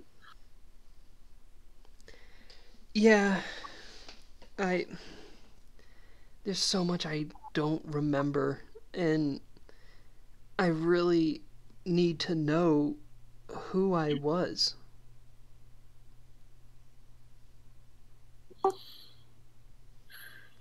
She just gives a sigh.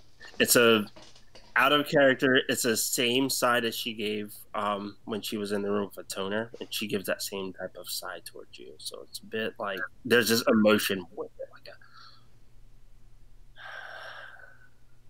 you were a lot of things. You were a lot of good things. Um, so do you recall how we met? I don't. I barely recall that you were a general, so I must have served either under you or under one of the other divisions. I barely have any memories of the war at all.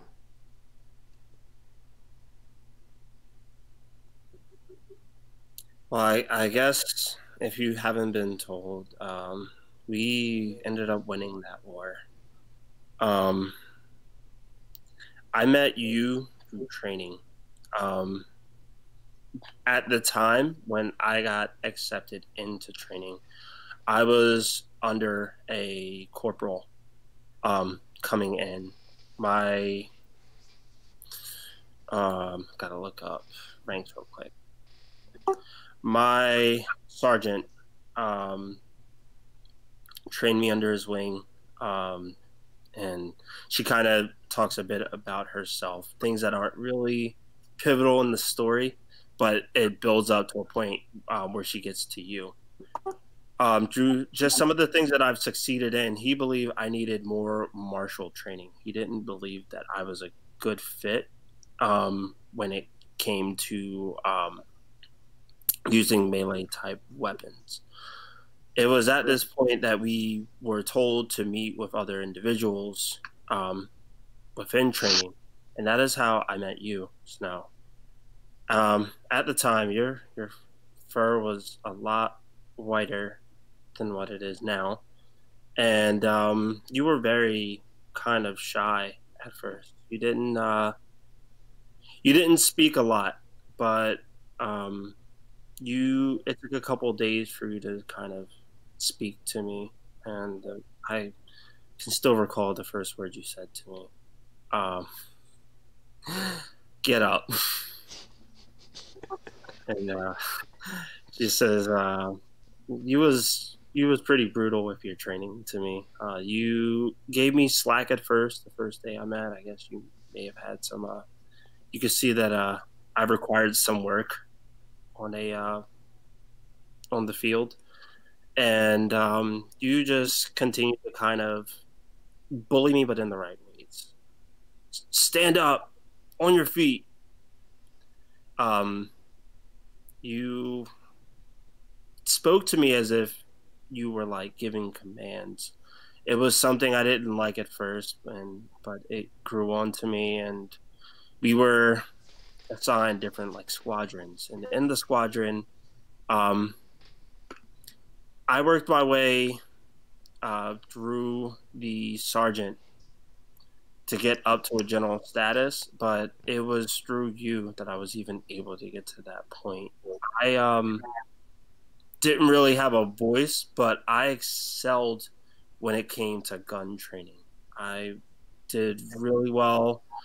I was entrusted with training other soldiers with gun training, such as yourself. You picked up things quite easily. You were a very good soldier.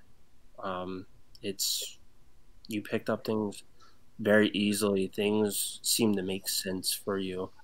You just didn't talk much. Um, we had our couple points in time where we kind of talked, where it didn't involve um, armor or weapons or commands or remarks that our sergeants and generals and sergeants told us. And you told me about how you've um, lived a very somewhat spoiled life.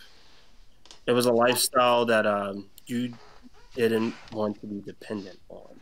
You felt that your calling wasn't being spoiled all the time, but to kind of work and do your part on things. And that kind of motivated me to be a better person because I didn't have that. But to hear that someone could be spoiled and want kind of a better life for themselves, that was something I kind of like honored. Like that self discipline that you had to better yourself was just a godsend to me. Um, so we became really good acquaintances and really good friends along the way. When the time of the when it was time for battle and war, um, because I became a general, I was taught that I had to kind of talk down to you, but you've always understood it was not something I wanted to do. It was something that I had to do due to the position I was in. So you know, you expressed to me that even though you're my friend, I have to be upfront with you. I have to sometimes even be mean to you because that is what the job requires me to do to be a good general.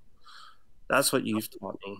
And it was always hard for me to do to you, but I did it at the moments that we needed. When it came time to battle on the war, that was when I noticed I wasn't really cut out to be a general. Um, I've given commands that led to a lot of people in our squadron dying. Um, I kind of lost focus of being a general. I've kind of like gotten out of my head at points in time. You pushed it back into me to know to do better. Um, Needless to say, when there were moments where other people in our squadron weren't near us, you kind of told me the things that needed to be said for us to succeed. It was your courage and your your discipline to battle and just your knowledge, and it was everything that you possess. I feel is the reason that we were so successful. But it's she's emotions is kind of building up again. She says it's this isn't what you want to hear. You want to hear about you, what made you you. Um, from what you've told me, you were a spoiled child. You did have an older brother, um, one that kind of he didn't bully you per se, but he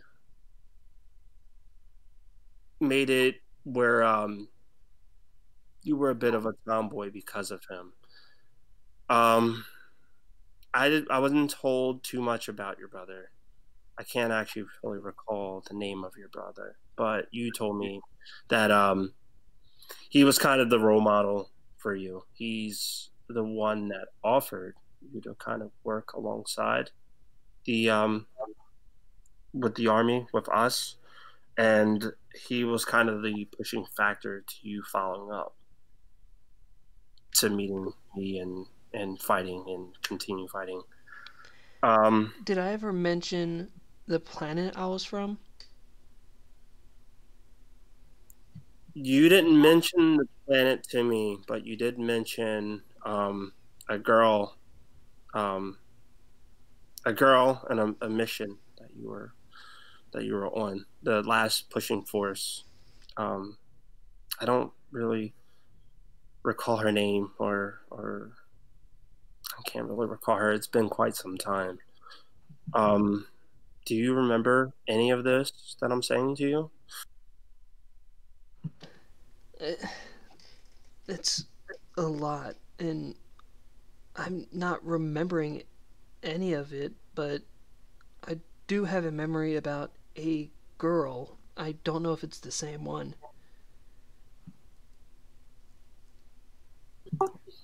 Um, you love this girl. I can tell. She meant a lot to you, and you was just really sad um anytime that her name was brought up. You just got really sad, and you kept that a secret from everyone.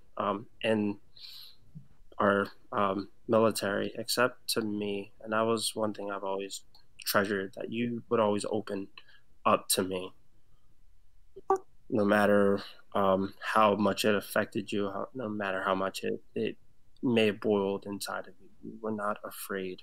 You, when it was time to be a leader, you showed real leadership. When it was time for me to step up to be a leader, you showed an immense amount of leadership. But when it came a time to talk about you and the things that you cared about, you seemed very like just shy and just a bit sad about it. I don't remember much, but one thing I do remember is being on a gas giant planet on one of the stations there, and some kids, uh, I guess, were trying to get my attention, but I couldn't hear them. There was this older woman that ended up trying to speak with me and found out, and she taught me how to do sign language.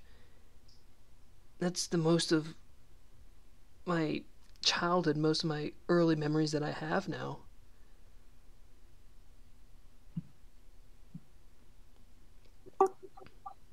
She's it's in all the information that you said, and she says, I wasn't. She's gonna try to see if she can recall. She's like, let me see.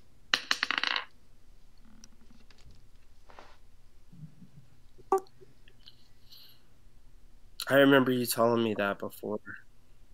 Um, I I think the place that you're talking to, I think that planet was called um, Nijur 6. I'll type it in roll 20 for you right now. Thank you, because I had no idea how to type that.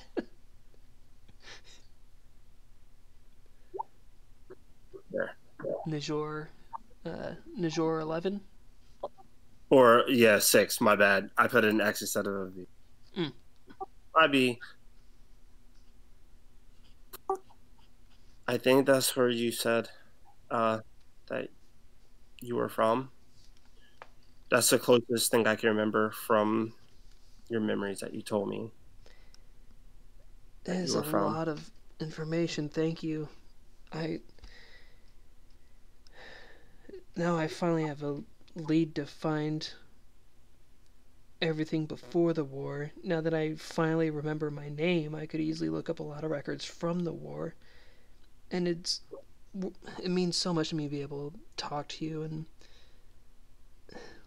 I've just been wandering alone for so long that I really appreciate being able to talk to someone who knew me. I wish I had more to tell you, but it's a bit of the fact that it happened so long ago, and just I've had so much happen since the war. Some of that war, it was a massacre, and some of that I just want to put behind me and forget. Um, No, I I understand. didn't think I'd see you again. Yeah, I lost hope of running into anyone I knew from the war as well. I just ended up devoting myself to just finding and hunting down the doctor that did this to me. I didn't think I would ever run into someone who knew me from before. That was the last thing I expected on New Elysium when the moment you told me that you were Snow. Well, you had a different name, Jubilee, but I never could recall ever a time you said that to me. Yeah, It's a long story with that. The the doctor who had given me these cybernetic implants was trying to turn me into a weapon, and also tried to implant his daughter's memories into me using my AI cortex. It's really my AI cortex that's Jubilee, not me. I'm trying to recover my past. I'm Snow. That just sounds terrible. Yeah, and we brought justice to him. Now I just want to find out about myself.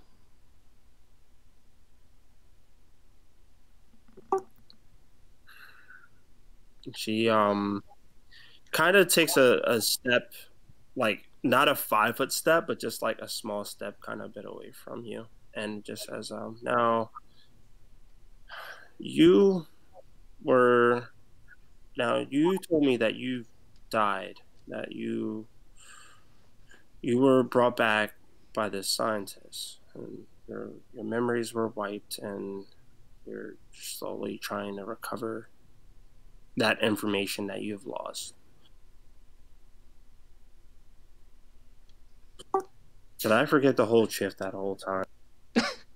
Um, uh, you did say that she mentioned about being dead, that she's trying to recover memories. Memories were being wiped from her. Okay. All right. I thought I was holding the caps lock, and I was going to be upset. But she says, but you mentioned that were you died on the battlefield, and your body was captured, and some scientists went to implant his daughter's memories into what was left of you. You're slowly getting your memories back. Now that sounds like quite a surgical procedure, and I'm in no way, shape, or form any doctor, but I would assume that there has to be some type of side effects to that. I'm sure there are, but the first thing was first I needed to find the doctor. I had reason to believe that he had access to being able to control me, but now that he's dead, it doesn't look like that's the case. So now I could focus more on taking care of myself and finding who I was. So you feel like you have full control over yourself. I believe so. The one thing that led me to question it was the doctor himself, but he didn't control me, and he's dead now.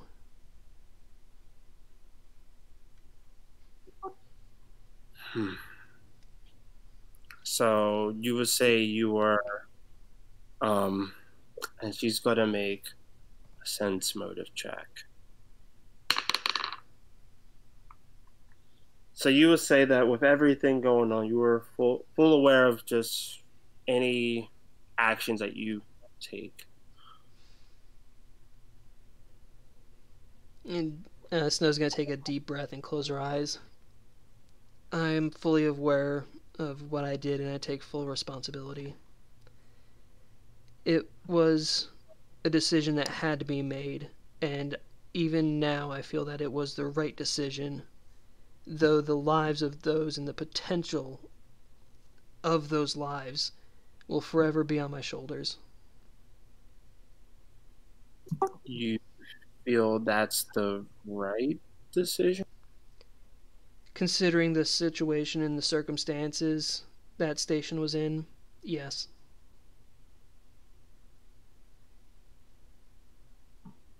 She kind of takes another like small step away from you, and she says, "Now, don't I never mind. I think I'm tired." And try to get some rest. I know it's hard on everyone right now. Me too, Snow. Try to get some rest and try to Just keep yourself calm. One day at a time. And with that, she's She's going to gonna- focus back on piloting again. She's gonna make General a... leaves the door. Gunner's just there, right by it.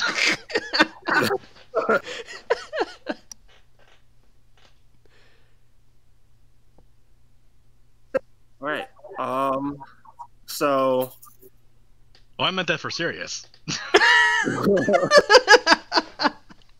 I was not joking about that. Gunner was just waiting outside. And how much did Gunner hear? I wouldn't say he was listening the whole time, but once you started getting questioned about the nuking, I was like, I better stay here just in case shit goes down. Yeah, pulls out a shiv. I mean, I have a literal gun in disc form in my pocket. And Snow also has the pocket dimension where she keeps a lot of the stuff, so she could pull her gun out from there too. It's always better to have more guns. You want to station someone in like the. Does she engine room react at all to No. the blank face of Gunner just standing there?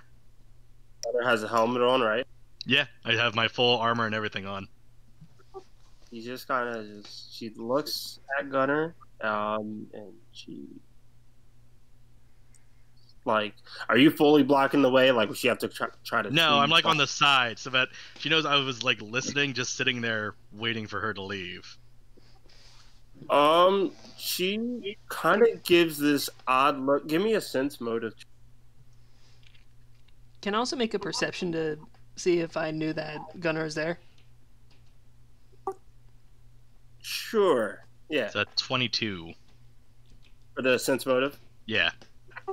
Okay. I guess additionally, give me a stealth. Just know that Jubilee has a really high perception. I mean, I wasn't trying to hide from Jubilee. I mean, I rolled an 18 too, so... Alright, so stealth is nothing. So that's a 15. Oh, yeah. Okay. So with your sense motive check before the stealth perception, with your sense motive check, you get this odd look. She looks sad about everything, but as she spots you in front of her, kind of just off to the side in the hallway, she's sad, but she's not like in a I'm about to cry or depressed phase. She looks sad, but she looks like she might be up to something. She's starting to like think, not plot per se, but something was affecting her. She mentioned it to Jubilee. Jubilee responded. She questioned it, saying, you did what you think was best, and Jubilee responded, and she's kind of just like, I didn't get the answer I wanted to hear, but I heard what I needed to hear, and I'm gonna move forward from this. So you get this like odd look in her face where she's kind of like, and she seems to just be okay. She goes from being sad to okay immediately. Just continues walking forward. All right, and then I go into the cockpit area, whatever we're calling that. Gunner, been needing to speak with you. I expected you would. As I crutch my way over. Well, my overall goal was complete. We have his head for you to turn in. So, tell me more about this person you're hunting.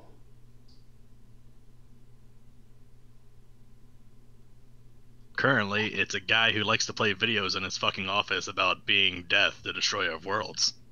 I mean, we have to hit him anyways. He called us out. But I mean, your personal problem that you were willing to leave us for. It's like, oh no, my conflicting interests of revenge and not wanting other people to know me. And also making sure those people don't die because I never got a fucking test.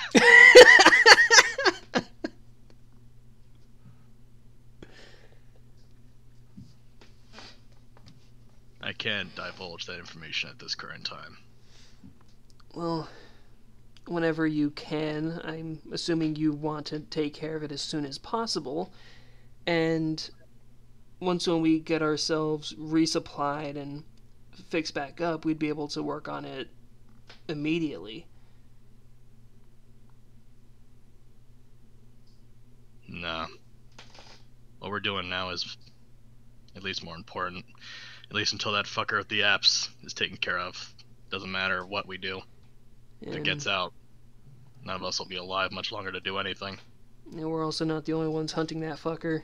Starfinder Society is hunting him, as well as a toner has been going to contact his Solarian group, whatever they're called, and they're going to be hunting him as well. So that would the very least buy us time. I don't put much faith into big organizations like them. As a bounty hunter, you learn that the bigger party you got ain't always the best. Oh, I'm used to being in parts of big organizations. Even when I became a mercenary myself, or a bounty hunter, I worked for a large bounty hunting group. I really need to get back in touch with them. But at least they had one central thing, and that was bounty hunting. Starfinder Society's got their hands in a lot of pockets. Yeah. Same thing with probably the Solarians. But those a lot of pockets could give you stuff that you never would have thought you'd been able to get. But it might not get you what you're looking for. Like I said, at the very least, they'd be able to buy time to deal with that bastard. I was just putting it on the table. I meant it when I said that I was willing to help you.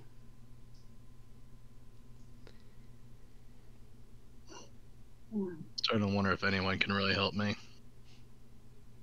You have to let someone try. Oh, I have. You know what happened to them? Don't put Vil on yourself.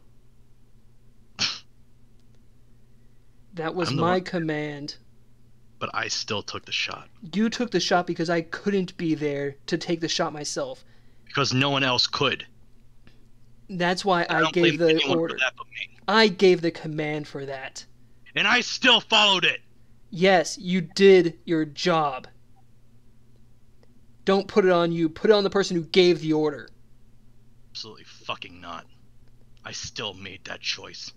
Look at the toner. You did things against, and look what happened to him. He lives with that burden. Because he knows he had a fucking choice. And I live with the fucking burden that I gave the command for her death, and I just nuked an entire fucking asteroid. Then you can take that blame. I do. That I can't do on you. But Vil is mine. You want to know someone really fucked up? She thanked me. In her last moment, she thanked me. We all made a promise to her, and you fulfilled that promise. Still killed a friend. Still killed our captain.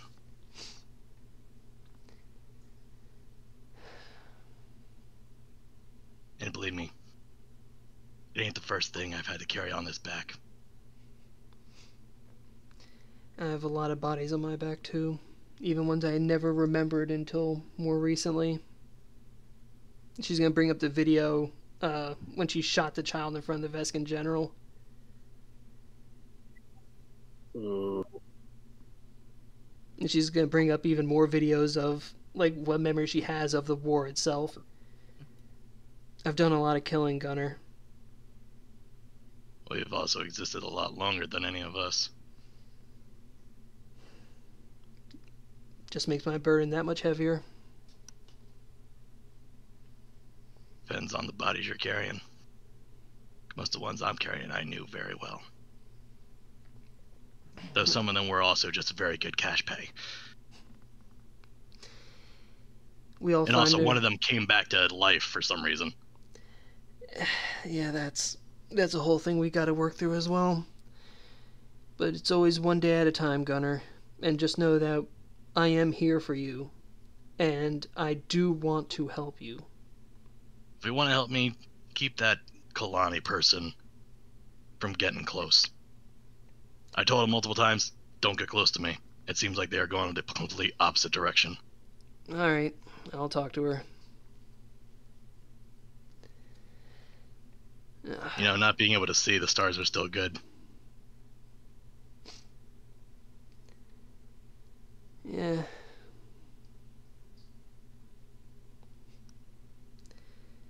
Yeah, that's...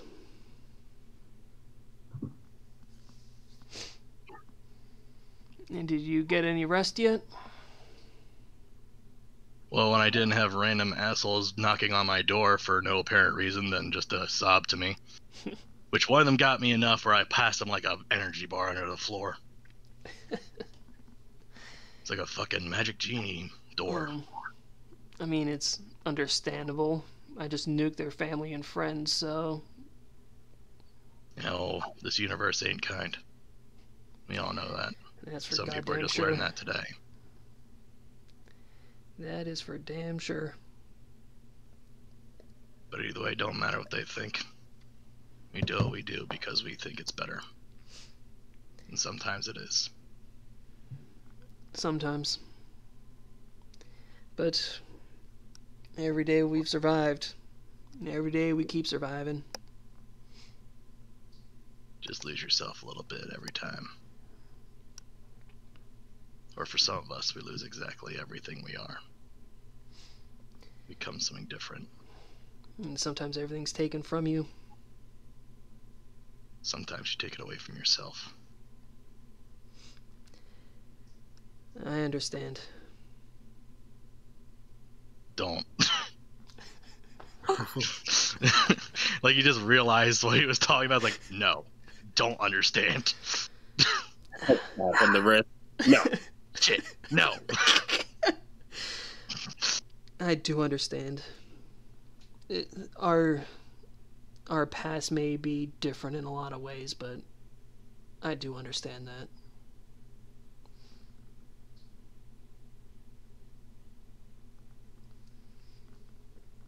So you know any good leg manufacturers? Oh gosh. I Should know. I know a few actually. All right, because I'm gonna need something for this. Flying was talking about getting a vial that would grow it back, but I'd rather just get a prosthetic. It's understandable. Scars make you who you are. Trying to hide those ain't Yeah. really worth it. Snow looks at her hand. Yeah. I could have done something about all this before, but I don't know. It's just part of me now. Plus, I can hide guns in there. Well, I mean, she opens up the pocket dimension and pulls her gun out. Yeah, Whoa! yeah, you can. RoboCop leg booster. Stop! You violated the law. Yeah, I could get you in contact with a number of them. Yay, cyberborn background. I'm not sure what you mean by cyberborn background, but sure.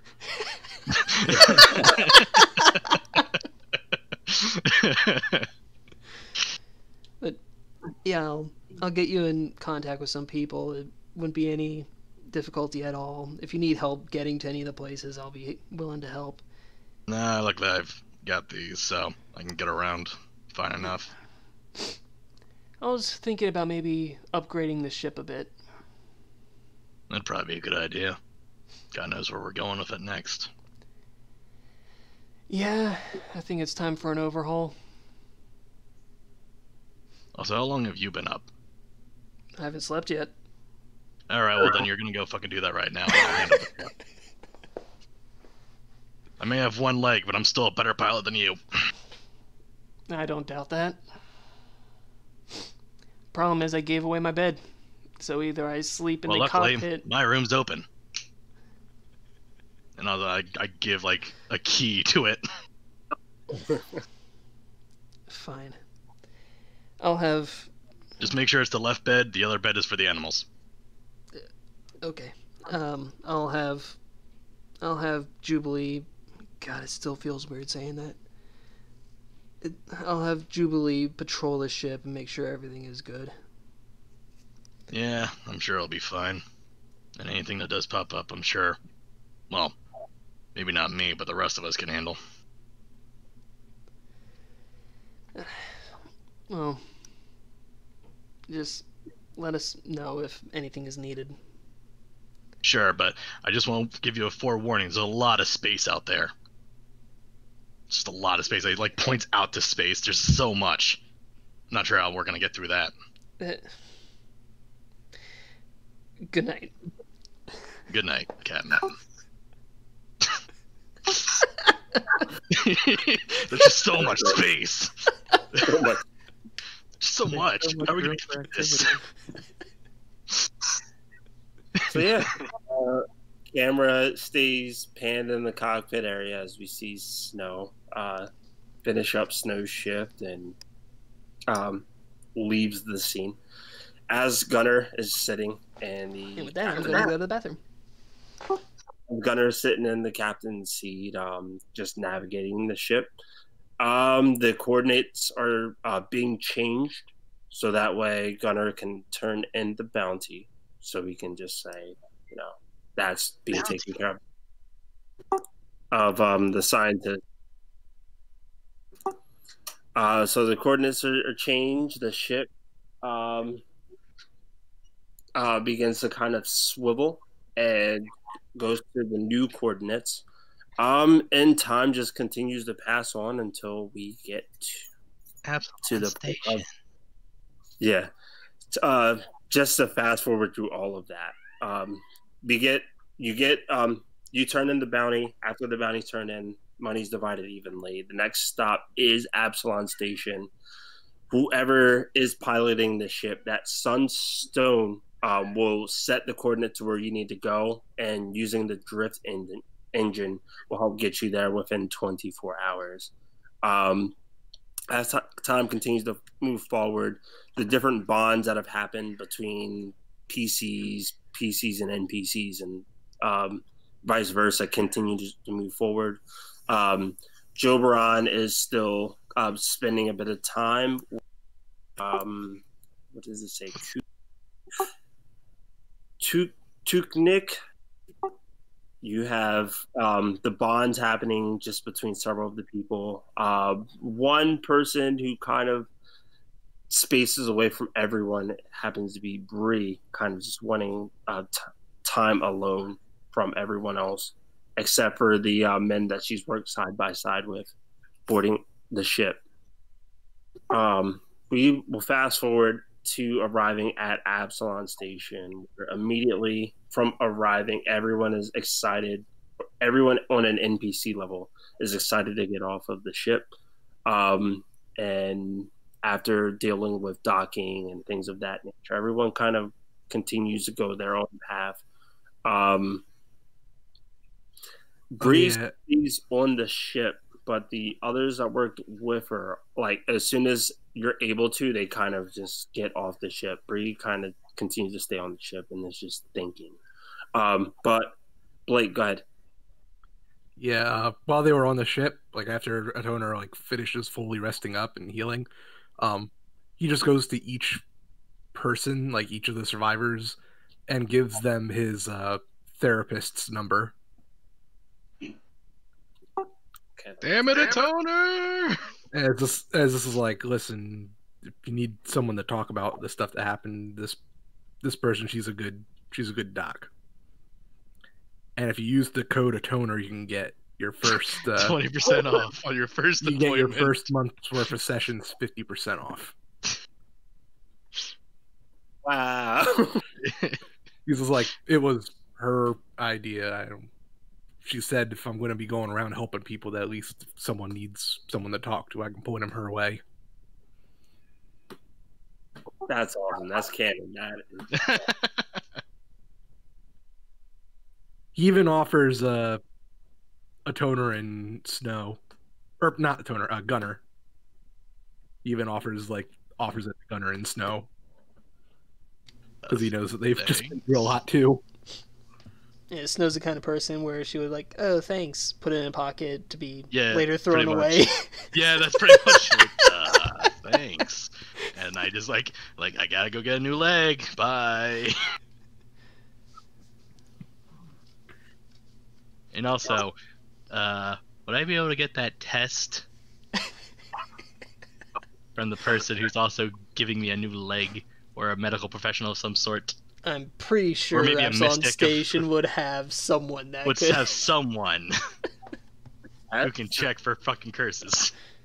Oh, And then more zombies attack. Is that what they call them nowadays? Curses? I'm trying to figure out if I'm cursed.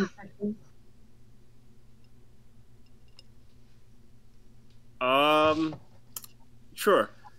And how much So would that everyone, cost?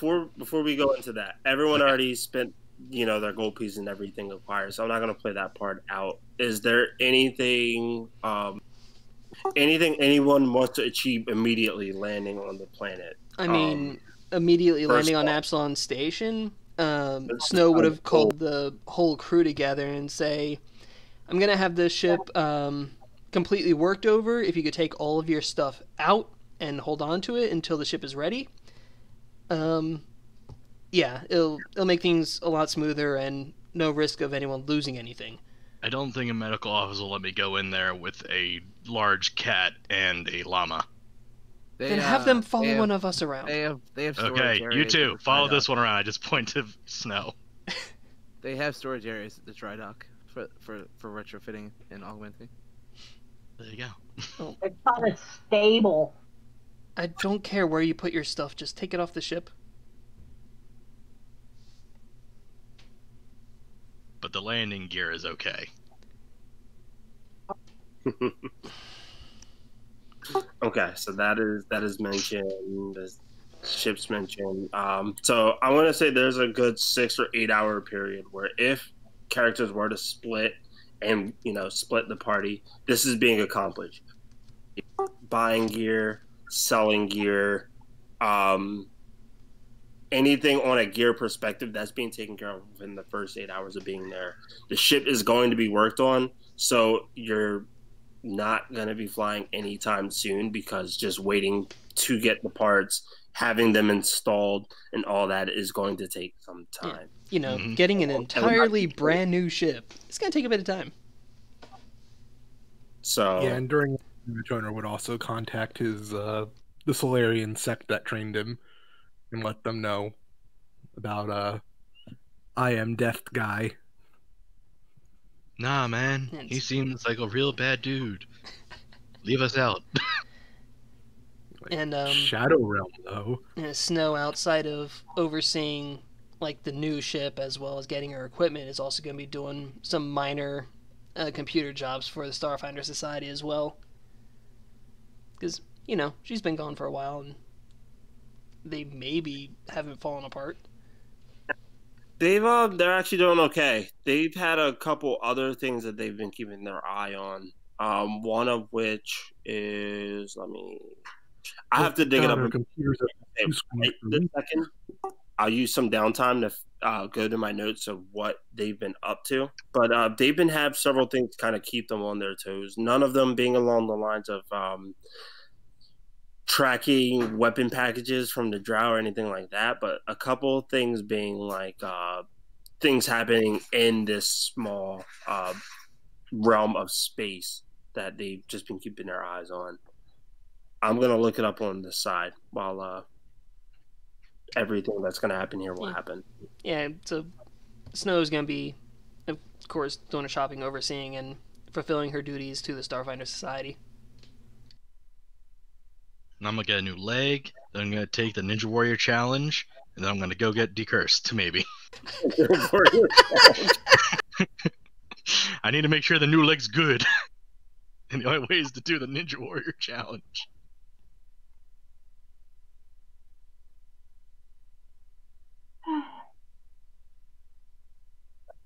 All right, so you're in.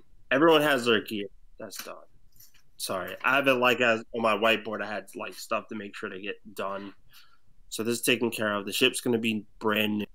Well, as close to brand new after all this. Pretty much taking a destroyer and refitting the entire interior of it.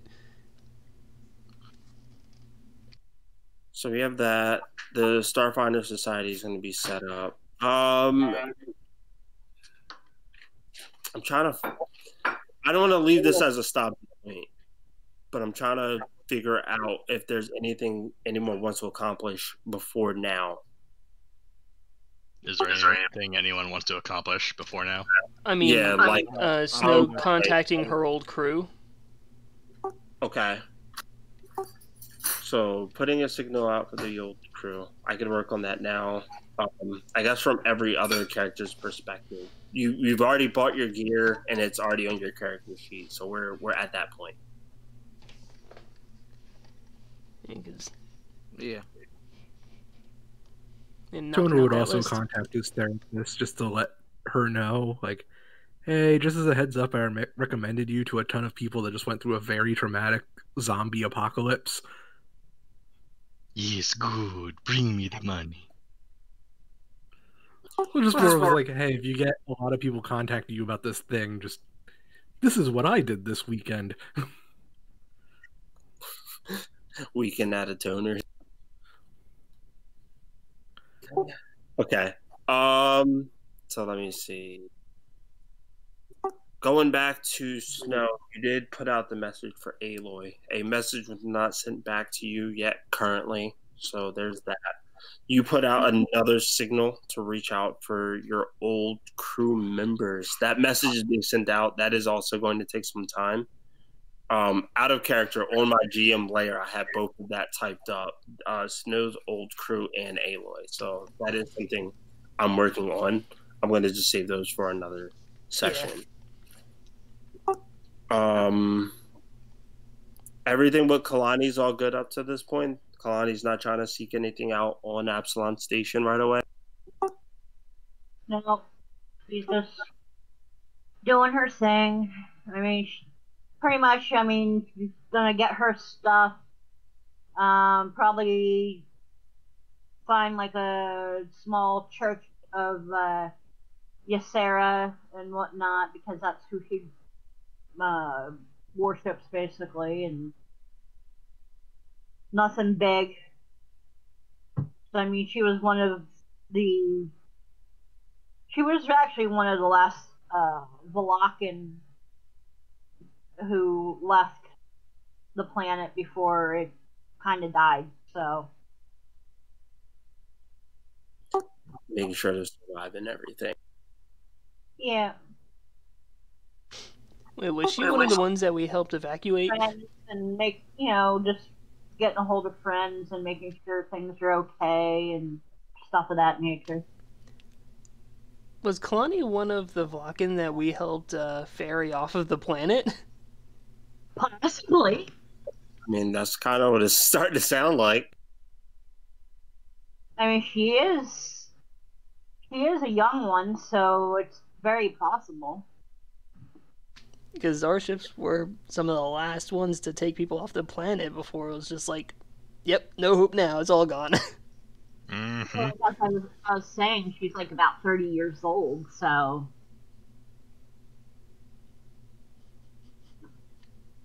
She was pretty much on the planet until more or less near last minute, so. Yeah, so she would have been one of the refugees on our ship. Yep. So that almost in itself would be like, what happened. Okay, that's something I could work with. Let me type that in for me. It also makes sense that none of us even remember. Mm. With everything else going on. Once you've seen one bipedal dog, you've seen them all. Or you've seen a whole horde of them, it's hard to tell individuals. That too. Yeah.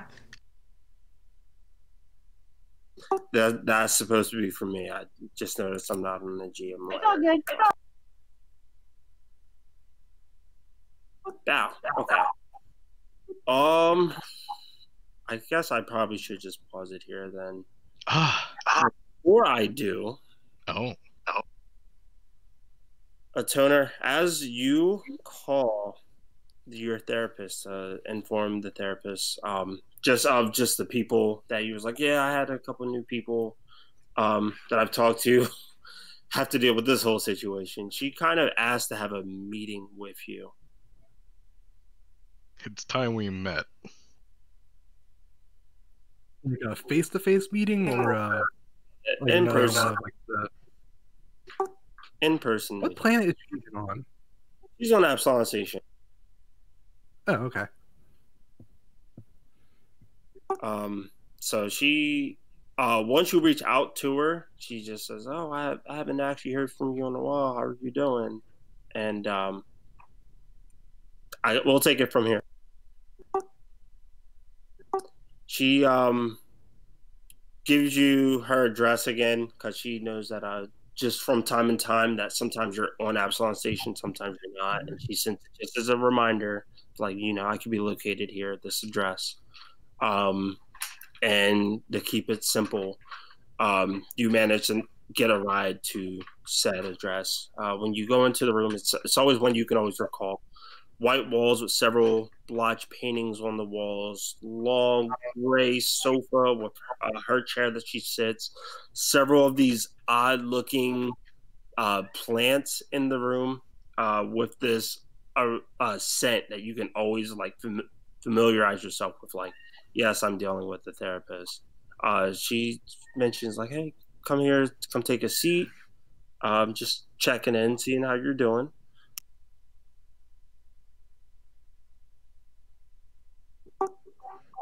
Turner, Oh, I thought we were stopping. I'm sorry. are you okay? Yeah, I thought we were like stopping there. That's why I wasn't responding. Sorry. Oh, you're good. Yeah, I thought like that was like the wrapping up to like then leading the next session. Nope. Now this is the last little bit. All right. Yeah, Toneri just kind of like nods. He's just like doing okay. A lot of stuff going on though out in the universe. Uh, Toner, you seem angered. Are you okay? Angry? I wouldn't think so. I guess just more disappointed. I don't know. I guess maybe you could say that's some sort of anger at myself. I know we did good there and that we saved as many as we could, but just never feels like enough, you know? I don't know. There's something different about you this time. I'm getting a very violent aura from you now.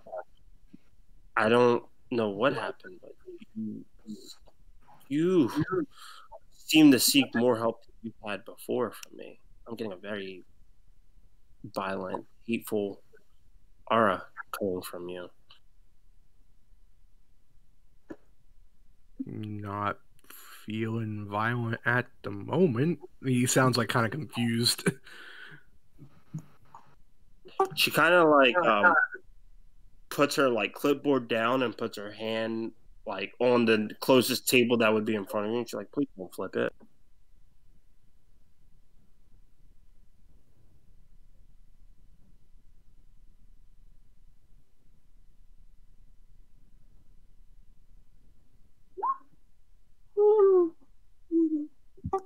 Like, I'm gonna need you to go, or else I will need to call the cops.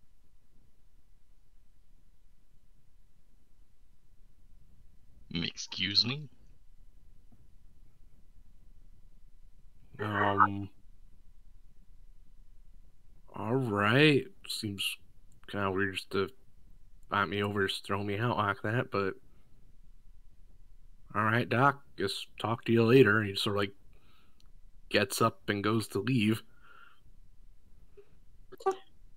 As you go to leave, you step out of the room and the door is slammed behind you. Give me a perception.